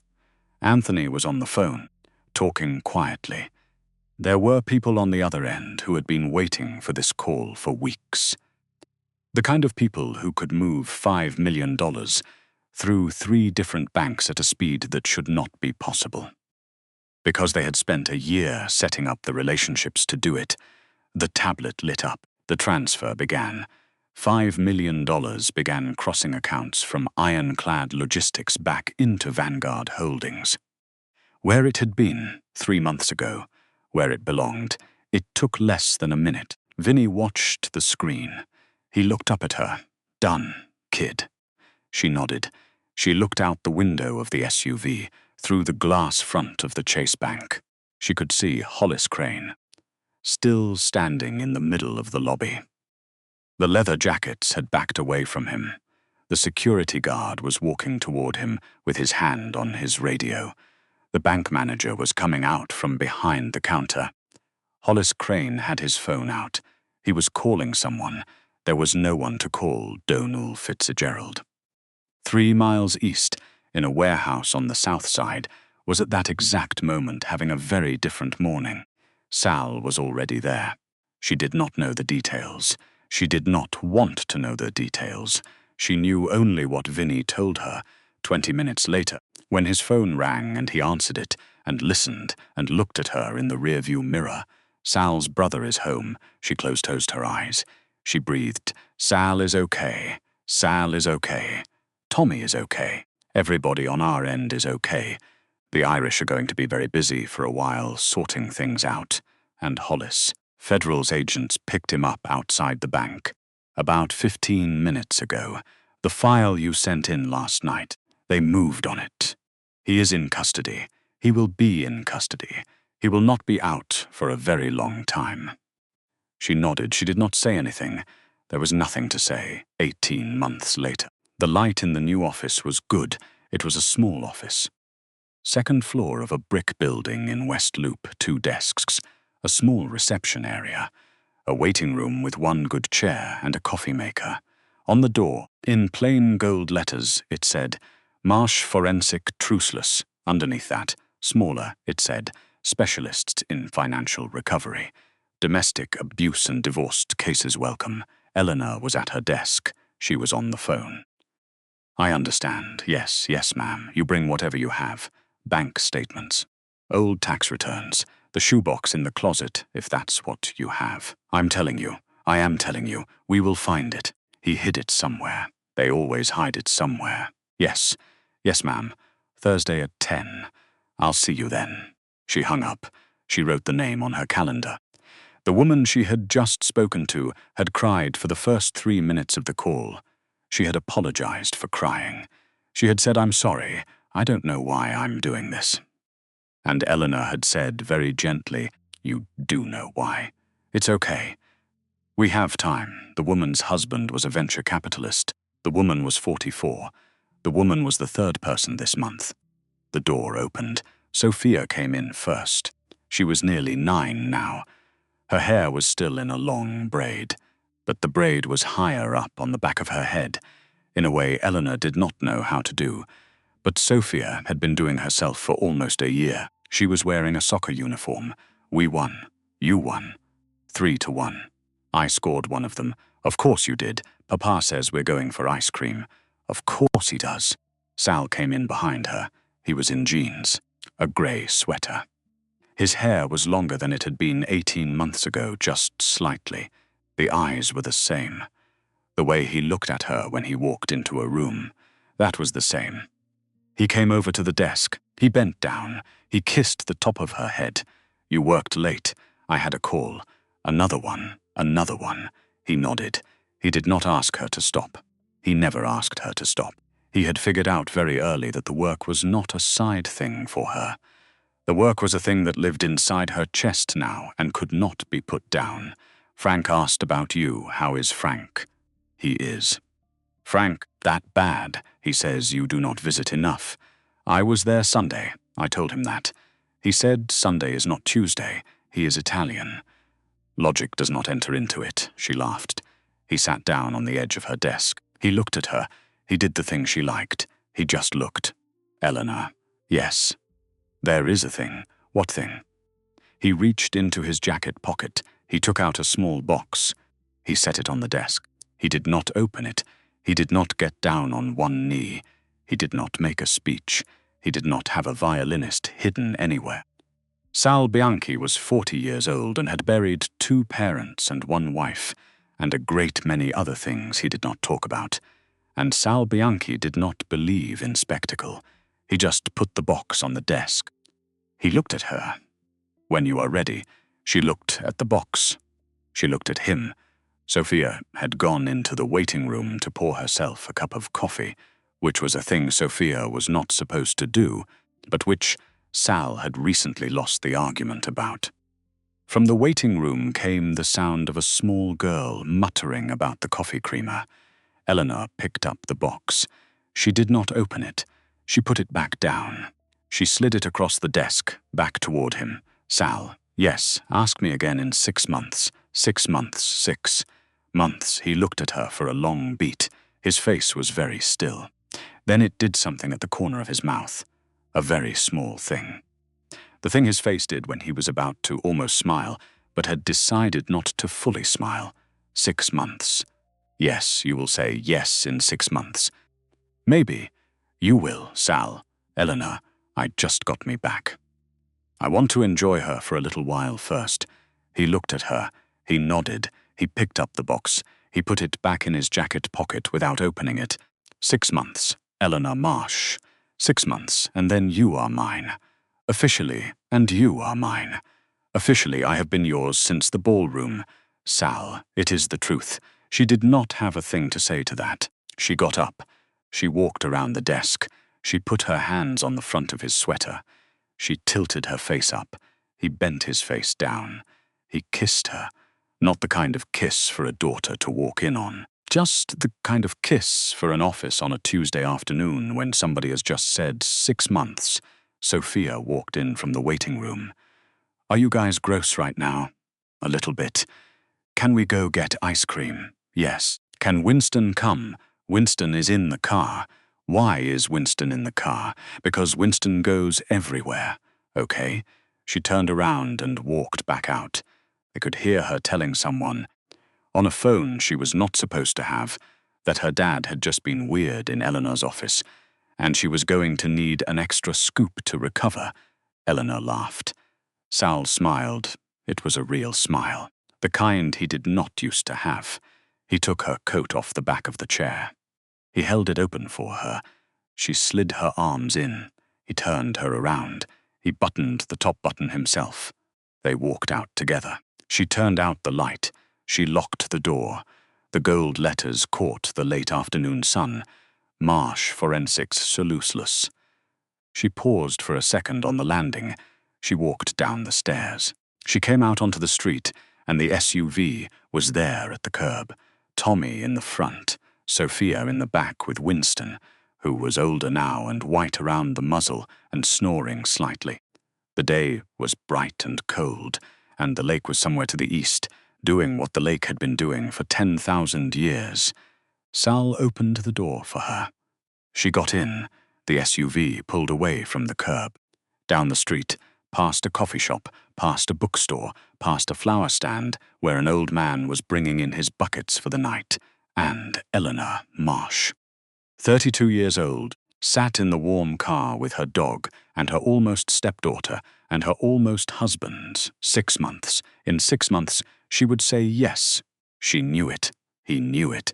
The light went from copper to gold. The car turned a corner and drove on. 6 months passed the way good months pass when you are not counting them. Eleanor noticed it in small ways. The way her shoulders no longer climbed up toward her ears when she walked into a room. The way she stopped flinching when a man at the next table laughed too loud. The way she could now stand in front of a mirror in the morning and brush her hair, and not have an opinion about her own face. That last one had taken the longest 3 years of being told a lie. 6 months of being told the truth. It turned out the math was not even. The truth had to be told more times than the lie, because the lie had been said by someone she had once trusted. And trust, even broken trust, leaves a stain. But the stain was lifting. She knew it was lifting because of the morning she stood in the kitchen of Sal's house. 6 months and 1 week after the day she had slid the small velvet box back across her desk, and she caught herself looking at her own reflection in the dark glass of the coffee maker, and she did not look away. That was the morning. That was the morning she knew it was time. She did not tell him right away. She wanted to keep it to herself for a few hours, the way you keep a piece of good news to yourself in the morning, because saying it out loud makes it belong to the day. And she wanted it to belong to her. Just a little longer. She made coffee. She drank it standing up, looking out the window at the small yard where Winston was lying in a square of sun, slower than he used to be, whiter around the muzzle. Almost 13 years old now, and acting like he was 15 on the bad days and like he was 4 on the good ones. This was a good day for Winston. He had eaten his breakfast. He had walked himself outside without help. He was watching a squirrel. Sophia came down the stairs in her pajamas, the same kind she had been wearing the morning Eleanor first met her. Different size now, different pattern. Still pink, still with little white horses on them. Sophia, at almost 9.5 years old, had decided that the pink horse pajamas were a hill she was willing to die on. And Sal had decided he did not want that particular hill. Morning, baby. Is Papa up? Papa is in the garage doing something I do not understand. Cars, probably cars. Sophia poured herself a cup of orange juice with the care of a small surgeon. She climbed onto a stool at the kitchen island. She looked at Eleanor. You are happy today, am I? Yes, how can you tell? Because your shoulders are not all the way up by your ears. Eleanor laughed. She set down her coffee. She reached over and pushed a piece of hair behind Sophia's ear. Sophia let her. Sophia had been letting her do small things like that for almost a year now. The first 6 months, Eleanor had lived in this house, full-time, after the year she had taken just for herself. Sophia had been polite. Sophia had been careful. Sophia had been waiting. Then one Tuesday morning back in April, Sophia had asked her to braid her hair. Eleanor had braided it crooked. Sophia had not said anything about the crookedness. Sophia had worn the crooked braid to school. That had been the day. The day Eleanor knew Sophia had decided. Sophia, yes, I am going to tell your papa something today. What? It's a secret right now. A good secret. A very good secret. Okay, that was it. Sophia did not ask. Sophia, at 9.5 years old, understood about good secrets and bad secrets, about which ones needed to be opened and which ones did not. She drank her orange juice. She climbed down off the stool. She walked over to Winston and lay down on the kitchen floor next to him and put her arm around his ribs. The two of them napped together in the square of sun. Eleanor watched them. The coffee in her cup was getting cold. She did not refill it. She just watched, and she thought about the ballroom, about the way her hand had shaken around the champagne flute, about the woman she had been then, the woman who could not have imagined this kitchen, this child, this dog. This morning, that woman. That woman had been so afraid. Elena closed her eyes for a moment. She thought about the navy chiffon dress. She had given it to a women's shelter on the South Side last year. A woman half her size had probably worn it to a job interview by now. The dress had a new life. So did she. She picked up her coffee cup and walked out to the garage. The garage was a big concrete room with 2 cars in it and a third one in pieces. Sal had a thing about old engines. He said it was the one thing he did with his hands that did not involve solving a problem somebody else had created.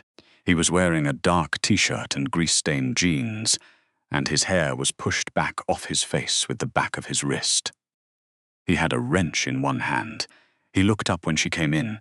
Elena, Sal, you have your face on. What face? The face. You have a thing, how do you know? Elena. I have lived with you for 18 months. I know when you have a thing. She came over. She did not sit down. There was nowhere clean to sit down. She just stood in front of him in the cool concrete light of the garage, and she looked at him, and she felt the shape of the thing she was about to say settle in her chest. She had not planned the words. She was going to use whatever came out. Sal's? Yes. Ask me again. He went very still. The wrench did not move. He set it down, slowly, on the workbench. He wiped his hands on a rag. He did it carefully, finger by finger, because he was a man who did everything carefully when something mattered. He looked up. You are sure? I am sure, Elena, Sal. Ask me again. He stepped forward. He did not get on one knee.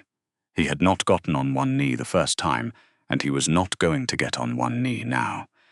Sal Bianchi did not do spectacle. Sal Bianchi did things the way old men did them, plainly, once, so you could not mistake it. He took her hand. Elena Marsh, yes, will you marry me? Yes, Elena, yes, Sal's? Yes, he laughed. Then he was kissing her in a garage that smelled like motor oil and old leather, and her hands were on the front of his t-shirt, and his hands were on her face, and there was grease on her cheek from his thumb, and she did not care. She did not care at all. She was laughing into his mouth, and he was laughing into hers, and it was the kind of moment a woman does not get to have twice in her life. The first marriage had been a contract. This was something else. This was a person's choosing another person, with nothing to gain. And everything to give. After a long minute, he pulled back. He looked at her. His thumb traced the cheek that did not have grease on it. You will let me throw you a wedding. A small one. Define small. Less than 50 people, Eleanor. My family alone is more than 50 people. Then we leave some of them out. I cannot leave Aunt Lucia out. Aunt Lucia is in. Aunt Lucia made me that pie. Aunt Lucia has a sister, Sal, and the sister has a husband, Sal, and the husband has a brother who lives in Milwaukee. But who would come? She started laughing. Hard, the kind of laughing that catches in your stomach and makes your eyes water. She buried her face in his shirt and she laughed for almost a full minute, because the idea of her in a wedding dress, surrounded by some unknowable number of Italian people from across 3 states, was so completely different from anything her old life would have allowed. It was the right kind of absurd. When she finally caught her breath, she looked up at him. Frank gets to walk me in. Frank would walk you in if I did not invite him to. Frank has been planning that walk for 18 months. And Sophia drops flowers and probably eats one, almost certainly, and Tommy is your best man. Tommy is going to complain about the suit for 6 weeks. Tommy is going to love every minute of it, yes. He is. She looked at him. She put her palm flat on his chest, right over where his heart was. She could feel it. Slow, steady. The same heartbeat that had been the first thing in this whole story to make her feel safe. The pulse of a man who had survived too many bad nights to be afraid of any small thing anymore. Including marrying her, Sal, yes. I love you, I know you know. I'm telling you anyway, Elena. I have loved you since the ballroom, since you reached for my hand. I will love you until I am buried. and I will love you after that. Wherever you go, I am going. This is not new information. It is to me. Then you have not been paying attention. She started laughing again. He kissed her on the forehead.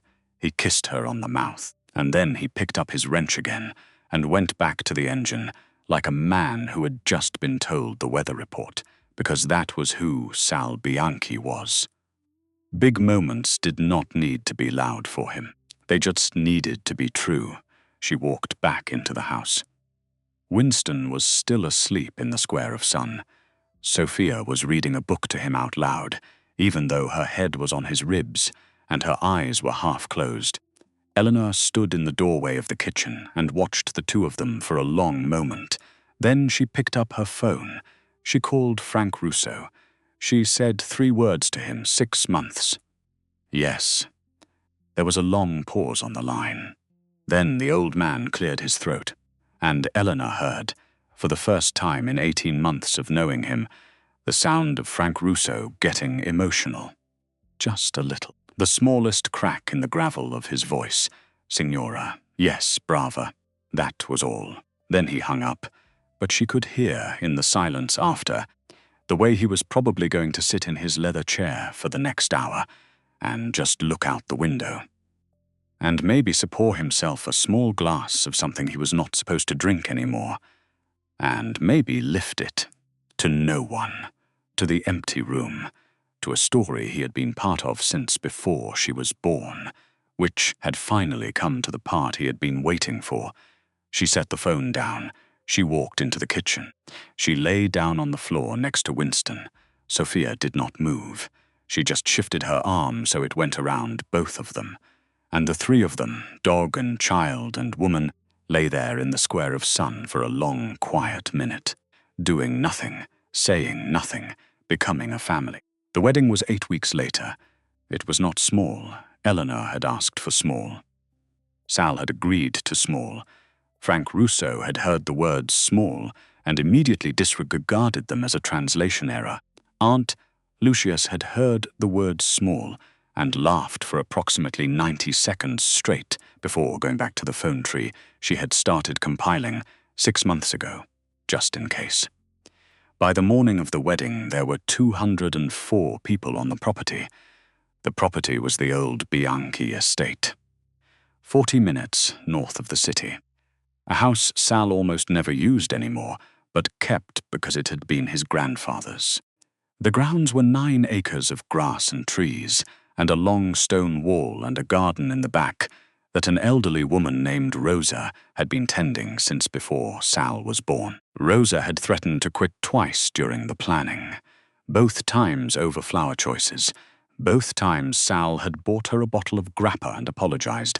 Now it was October, a year and a day, exactly, since the ballroom.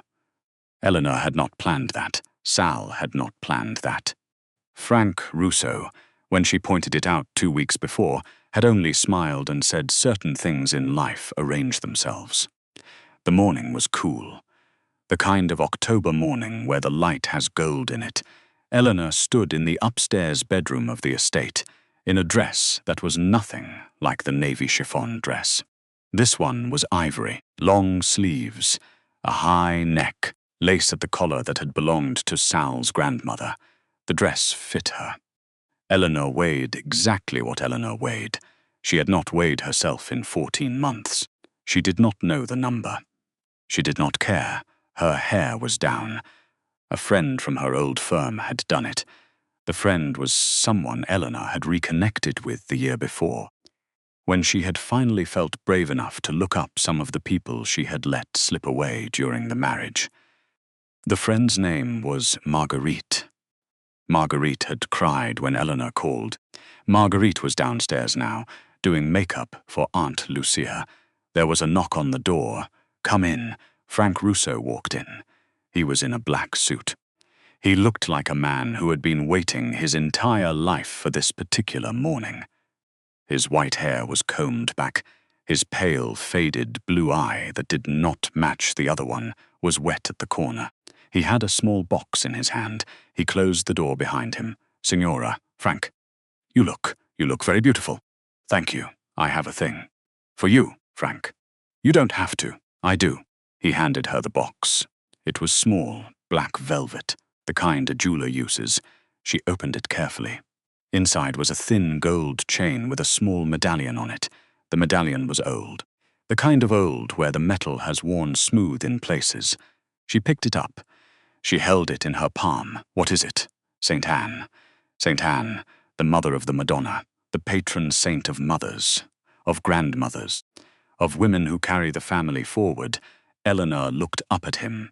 She did not trust herself to speak. It belonged to my mother, Frank said. She gave it to me when I was a boy. She said one day a woman would walk into my life, and I would know her, and I would give it to her, Frank. It was not Sal's mother. May she rest. It was not his first wife. May she rest. I waited. I am 81 years old, Signora. I have waited a long time, Frank. And then you walked into the penthouse. And I looked at you. And I knew. Eleanor's eyes were full. She did not try to hide it. She let the tears come. Slowly. The kind of tears that do not ruin makeup, because they are not panic tears. They are not grief tears. They are the other kind. The kind you do not get to cry very often. Maybe twice in a life. If you are lucky. She lifted the chain. She turned around. Frank fastened it at the back of her neck with hands that were steadier than they should have been at 81. She turned back to face him. He looked at her. He stepped back. He nodded once. Like a man who had finished a piece of business he had been carrying for a long time. Now, he said, "You are ready, Frank?" "Yes." "Will you walk me in, Signora? Will you? I will walk you anywhere you want to go. Until my legs do not work, and then I will have Tommy carry me. But yes, today. I will walk you in," she laughed. The crying stopped. The day began. The garden behind the bushes had been set up with 80 white chairs, arranged on either side of a long stone path. The path led to a small wooden arch covered in white roses. Rosa had made the arrangement personally. There was no aisle runner. Eleanor had said no to the aisle runner. She had also said no to the doves, the harpist, and the man with the violin. Aunt Lucia had tried 3 separate times to sneak into the budget. What she had said yes to was Sophia. Sophia was standing at the front of the path in a small white dress. She had a basket of flower petals. She was barefoot, which she had insisted upon, and Sal had lost the argument about. She was holding hands with a very serious-looking small boy who was the son of Sal's cousin. The boy was wearing a tiny tuxedo. Sophia kept whispering instructions to him. He kept nodding. At the arch stood Nassau. He was in a charcoal suit, the same color as the suit he had been wearing the night they met. Tommy was next to him in a suit Tommy had been complaining about for 6 weeks, exactly as Sal had predicted. Mike, the younger brother who had once been kidnapped because of Eleanor, was on Sal's other side. Mike was holding his 5-month-old baby, who was now almost 2 years old. The baby was named Salvatore Jr. Everybody called him Sully. Sully had a head of dark hair that stuck straight up. He was drooling on Mike's lapel, and Mike was not noticing. There was no music. Eleanor had said no to music too. She wanted to hear the wind in the trees, and the small sounds the garden made, and the way her own heartbeat sounded when she walked toward Sal Bianchi for the first time in a white dress. She wanted no orchestra to do the work that her own choosing was about to do. Frank offered her his arm. She took it.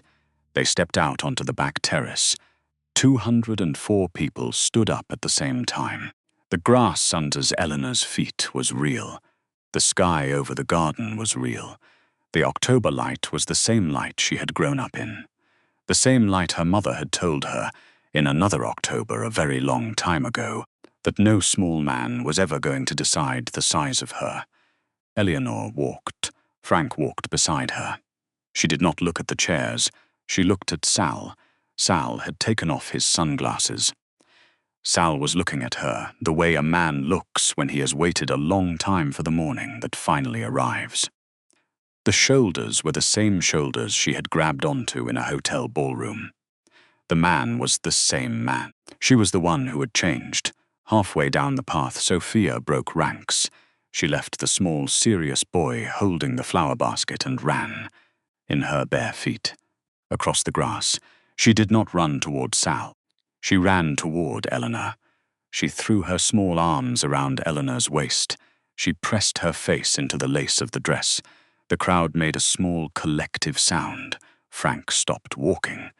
Eleanor knelt down, right there in the middle of the path, halfway between the terrace and the arch. She put her hand on the back of Sophia's head. "Sweetheart, I want to walk you in, too." "Okay, with Frank?" "Okay, is that allowed?" "It is allowed. It is allowed because we say it is allowed. That is how it works." Sophia nodded. She took Eleanor's free hand. Eleanor stood up. Frank took her other hand because the arm she had been holding was now being used by a small girl in a white dress and bare feet. They walked the second half of the path that way, an old man on one side, a small girl on the other, a bride in the middle. Eleanor did not look at the crowd because she could not see anything anyway. She was crying again, but smiling, and Frank was muttering something in Italian that might have been a blessing and might have been a curse word. They reached the arch. Sal looked at the small girl on his almost wife's hand. He looked at Frank. He looked at Eleanor. His face did the thing she liked, the thing where it almost smiled but had decided not to fully smile, because if it did, the rest of him might come apart. The priest was a very old man named Father Joseph. Father Joseph had baptized Sal. Joseph had buried Sal's father, his mother, his first wife. Father Joseph had been waiting 18 months to perform this particular ceremony, and he had said so to anyone who would listen. He spoke the words. Sal spoke the words. Eleanor spoke the words. When it came time for the ring, Sal slid it onto her finger. The ring was simple. Gold, no stone. Eleanor had said no to a stone. She did not need a stone. She needed the gold. She needed the circle. He kissed her under the arch. The crowd applauded. Sophia threw the rest of her basket of petals in the air. Sully started crying because of the noise. Frank Russo wiped his eyes with a folded white handkerchief he had been carrying in his breast pocket for 40 years. Eleanor laughed into Sal's mouth. It was done. It was done. She was no longer Elena Marsh. She was Elena Marsh Bianchi. She had kept her name. She had added his. Both. Because both belonged to her now. Because she had chosen it that way. Because the small men did not get to decide the size of her. Not anymore. 5 years later, the light in the new office was different than the light in the old office. The new office was on the 3rd floor of a converted warehouse in the West Loop. Eleanor had bought the building 2 years ago, with money she had earned. The 1st floor was a bakery. The 2nd floor was a law firm specializing in domestic abuse cases. The 3rd floor was Marsh Bianchi Forensic Solutions. The 4th floor was empty. Eleanor was deciding whether to expand or whether to lease it to a non-profit she had been quietly supporting for the last 3 years. She had not yet decided. She had time. She was 38 years old. The morning was bright and very cold. Mid-January. There was snow on the windowsill. Eleanor was in her corner office. The corner office had 2 big windows and a view of the city and a leather chair Sal had bought her for her 35th birthday. She was in the chair. She was holding a cup of coffee. She was on the phone. "Yes, yes, ma'am.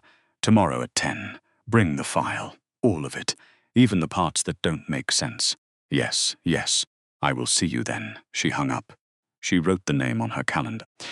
There were 217 names on her calendar this year. 217 women.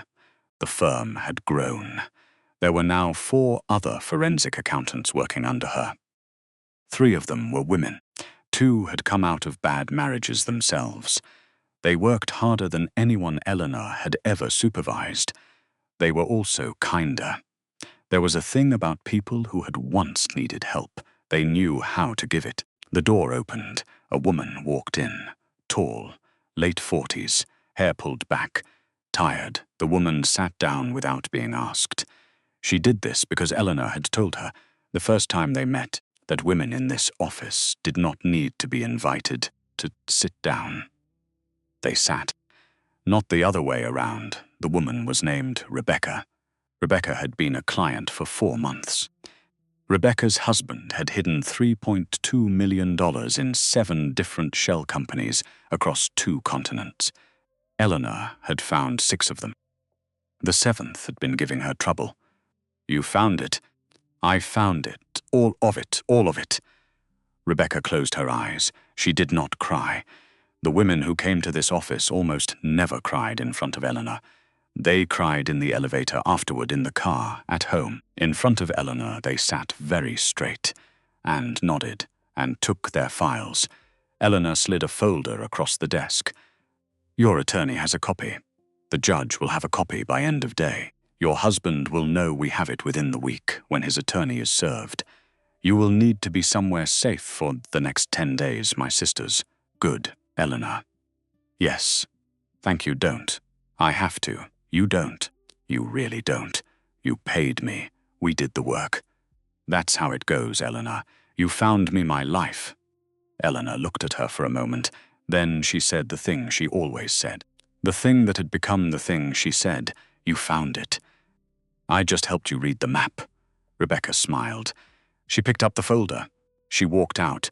Eleanor watched her go. The door closed. She set down her coffee. She turned her chair around so she was facing the window. The snow was coming down a little harder now. The city below was moving slowly, the way cities do in winter. People bundled up. Hats, scarves. Steam coming off the manholes. She thought, sometimes, about the woman she had been at 31. The woman in the navy chiffon dress. That woman could not have imagined this office, this view. The 217 names on the calendar. The 4th floor she was deciding what to do with. The medallion of St. Anne that still hung at her throat under whatever she was wearing. That woman had thought her best life was already behind her. That woman had been wrong. Eleanor sometimes wished she could go back. Just for a minute. Just to crouch down next to her younger self in the corner of that ballroom and put a hand on her shoulder and say something true, like you are about to live, like the next part is the part you came for. But she could not go back. Nobody could go back. The only thing you could do was be the woman now that you would have wanted to meet then. The only thing you could do was leave the door open. She turned back to her desk. She picked up her phone. She called Sal. He picked up on the 2nd ring. "Eleanor." "Sal, are you home soon?" "Soon. Sophia is asking when you will be home. She says it is important." "I am suspicious." "Why are you suspicious?" "Because she is 14. And anything she says is important is either about a boy or about asking for something she knows you'll say yes to and I will say no to." "Sal." "Eleanor, how is your day?" "Long." Frank called 4 times. Tommy called once. Mike called twice about Sully and the dog. Aunt Lucia called and yelled at me about a thing I did 3 years ago. "I have been very busy being everyone's relative," she laughed. "How is your day?" he said. I closed Rebecca's case. "You found it. I found it. All of it. All of it." There was a pause on the line, a small one. The kind of pause Sal did when he was deciding how to say something. "Eleanor, yes, I am proud of you. Sal, I am proud of you. I have been proud of you for almost 7 years. I have never said it out loud enough. So I am saying it now, while you are at your desk, so you can hear it in your office, where it belongs." She had to set the phone down for a second. She picked it back up. "Sal, yes. I love you, I know. I love you. Come home, Eleanor." She hung up. She did not stay at the office. She put on her coat. She walked down the 3 flights of stairs. She came out onto the street. The snow was coming down harder now. Tommy was waiting at the curb in the SUV. Tommy was 40 years old now, and a father of 3, and looked like a slightly older version of the man who had driven her to and from the bank on the morning everything ended. He saw her and nodded. He did not open the door for her anymore. He had stopped doing that 2 years ago after she had told him, kindly, that she could open her own car door, and that if he opened it one more time, she was going to revoke his Christmas present. He had laughed. He had stopped. They got along better after that. He pulled the car into traffic. The drive home took 40 minutes in the snow. The house was a tall stone thing on a quiet street in Lincoln Park.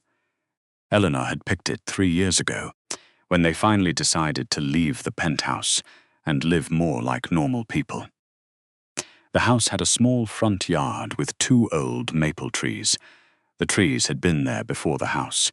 Sal would not let her cut them down, even though one of them dropped acorns the size of golf balls every fall. She came in the front door.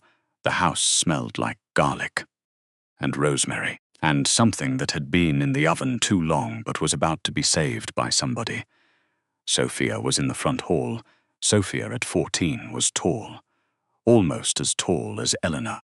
Her braid was now a single thick rope down her back. She was wearing jeans and a hoodie that belonged to her father, because Sophia had decided in the last year that all of her father's hoodies belonged to her now.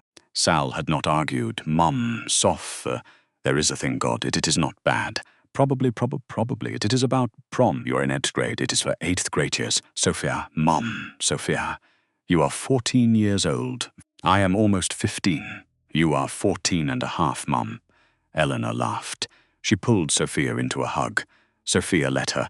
Sophia at 14 was harder to hug than Sophia at 9 had been, because Sophia at 14 had opinions about being hugged in front of windows and friends and dogs and pretty much anything.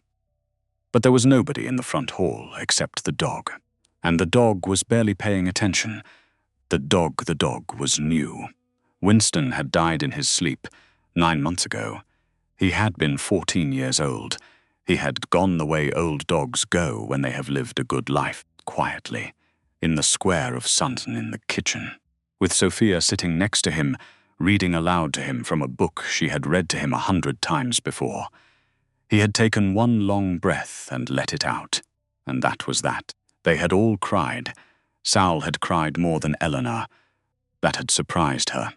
3 months later, he had come home with a small grey puppy from a shelter and put the puppy in her arms and said, "His name is Carlo." She had cried again, holding the small grey shape against her chest, because Kaljiang Schnanky was a man who knew when to let a thing be over and when to let a new thing begin.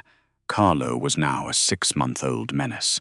Carlo was currently chewing on Sophia's left shoe. Carlo, do not, Carlo. We talked about this. Carlo did not care. Carlo was a puppy. She walked into the kitchen with Sophia following behind her, holding the half-eaten shoe by the laces and explaining what Carlo's lawyer was going to argue if anyone tried to file charges. The kitchen at the back of the house was Eleanor's favorite room in the world. It was big. It had 2 ovens because Aunt Lucia had insisted. It had a long marble island. It had a window over the sink that looked out at the back garden, where Eleanor had let Sophia plant whatever she wanted, which was now a small chaos of tomato plants and one ambitious squash. Sal was at the stove. He was wearing jeans and a sweater, and an apron Sophia had given him for Christmas that said "World's Okest Chef." Frank Russo was at the kitchen table. Frank was 86 now and walked with a cane and refused to use it. Frank was reading a newspaper. Frank was drinking coffee Sal had told him not to drink. Frank looked up when Eleanor came in. He folded the newspaper. "Signora, Frank, you look tired. I closed a case today." Good. Sit. Drink something." She sat. Sal turned around and set a glass of red wine in front of her without asking. He kissed her on the top of her head. He went back to the stove. She looked around the kitchen. Her family, her husband at the stove, her daughter on the floor trying to wrestle a shoe back from a puppy, Frank in the corner reading the paper, the dog who was not Winston, who was something new and bright, the smell of garlic, the snow on the window. Dinner was the way dinner had been on most ordinary nights for the last few years, loud. A little chaotic. Carlo under the table trying to find a person who would drop something for him. Sophia telling a long story about a girl in her English class that involved at least 3 people whose names Elena did not know. Sal listening to Frank explain why a man named Bruno, who had died in 1974, had been the best driver the family ever had. Elena did not say much. She did not need to. She sat. She ate. She watched. She watched the way Sal cut Frank's chicken into smaller pieces without making it look like he was doing it, the way Sophia tried, twice, to sneak a piece of garlic bread to Carlo and got caught both times. The way Frank, 86 years old, still pretended he did not need the chicken cut up for him, while eating every single piece. This was her life. This was the life she had walked into a hotel ballroom 8 years ago, completely unable to imagine. After dinner, Sophia disappeared upstairs to do homework or to text the boy who Sal pretended did not exist. Frank moved to the leather chair in the den and was asleep within 10 minutes, the newspaper open across his chest. Carlo curled up at his feet, watching him breathe. Eleanor and Sal cleaned the kitchen together. She washed, he dried. They had been doing it this way for almost 5 years. It was not the most efficient way to clean a kitchen. They had a dishwasher. They did not use it for the pots and pans because Sal said the dishwasher ruined the pans, and Eleanor said the dishwasher was fine. And somewhere in the middle of that ongoing argument, they had ended up doing dishes by hand together every night, almost without noticing. He bumped her hip with his. She bumped him back. That was the conversation. When the last pan was dry, he set down the towel. He turned her around. He put his hands on her waist.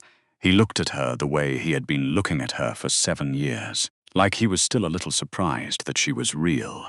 Eleanor, yes, you are tired, I am, sit. I will pour you something. She sat at the kitchen island. He poured 2 small glasses of grappa.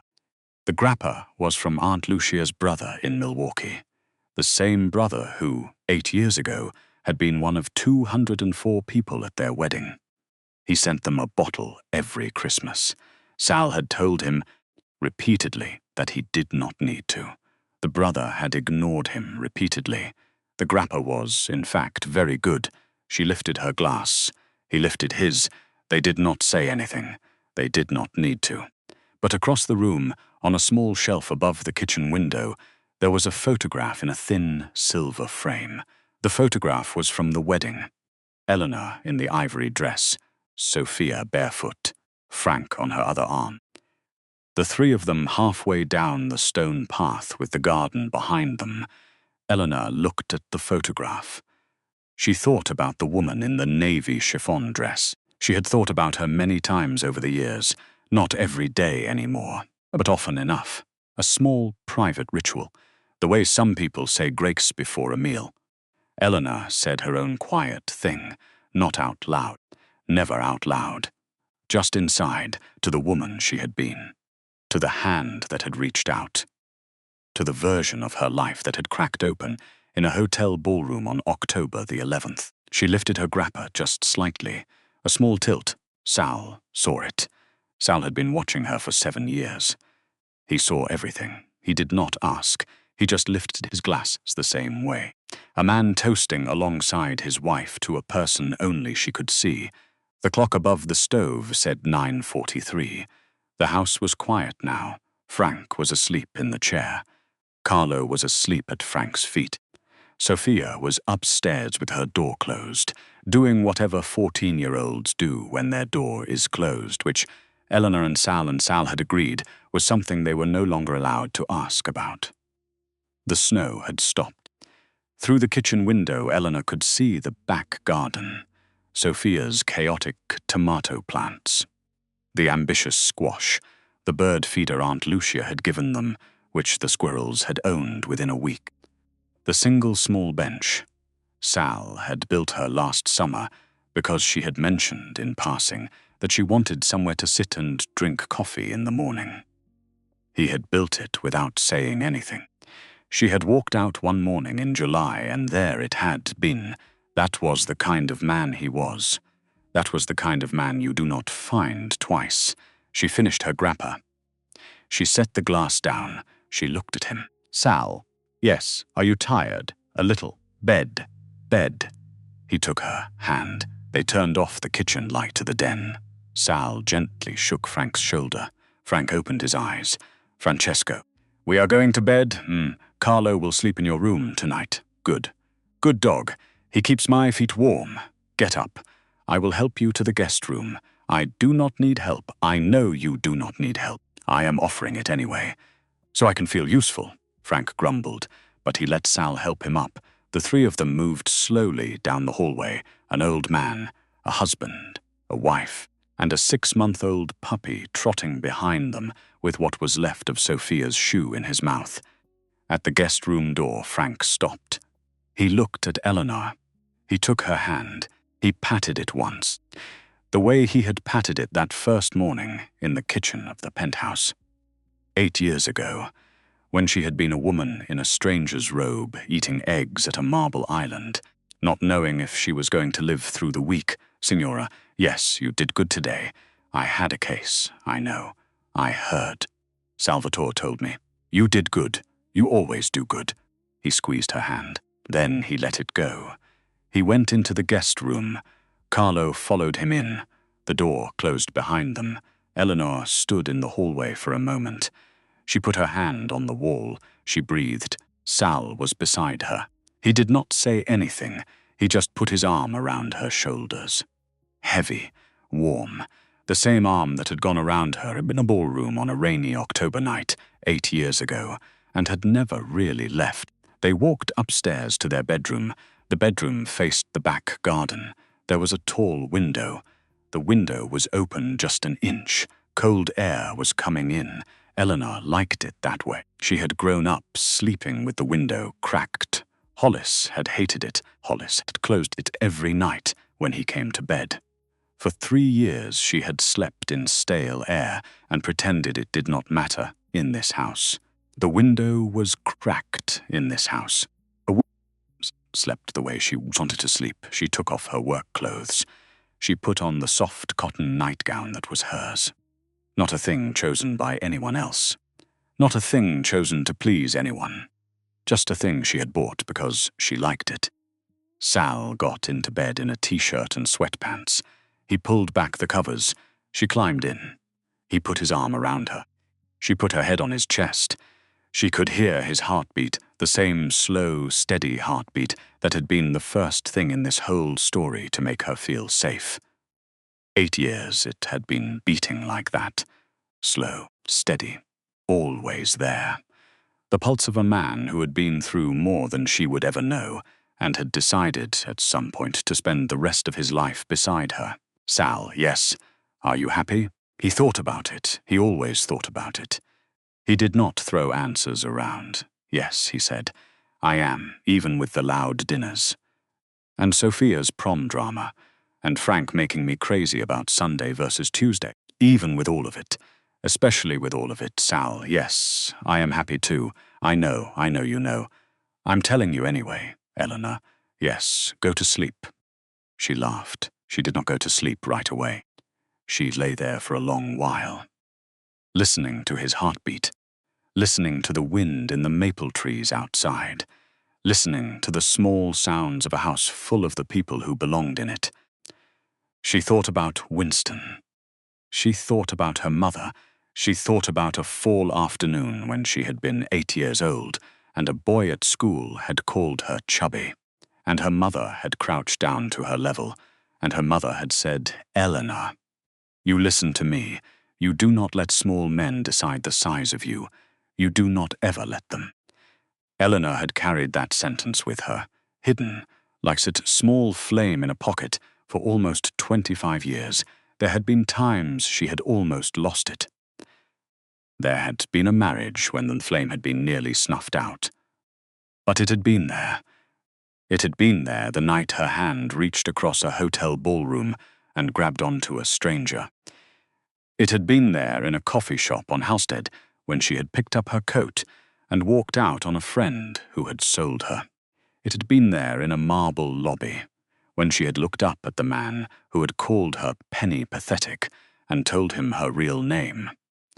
It had been there at the end of a stone path in a garden when she had taken Frank's hand on one side and a small girl's hand on the other and walked toward the rest of her life, the flame. She would pass it to Sophia, slow, one sentence at a time, over the next many years.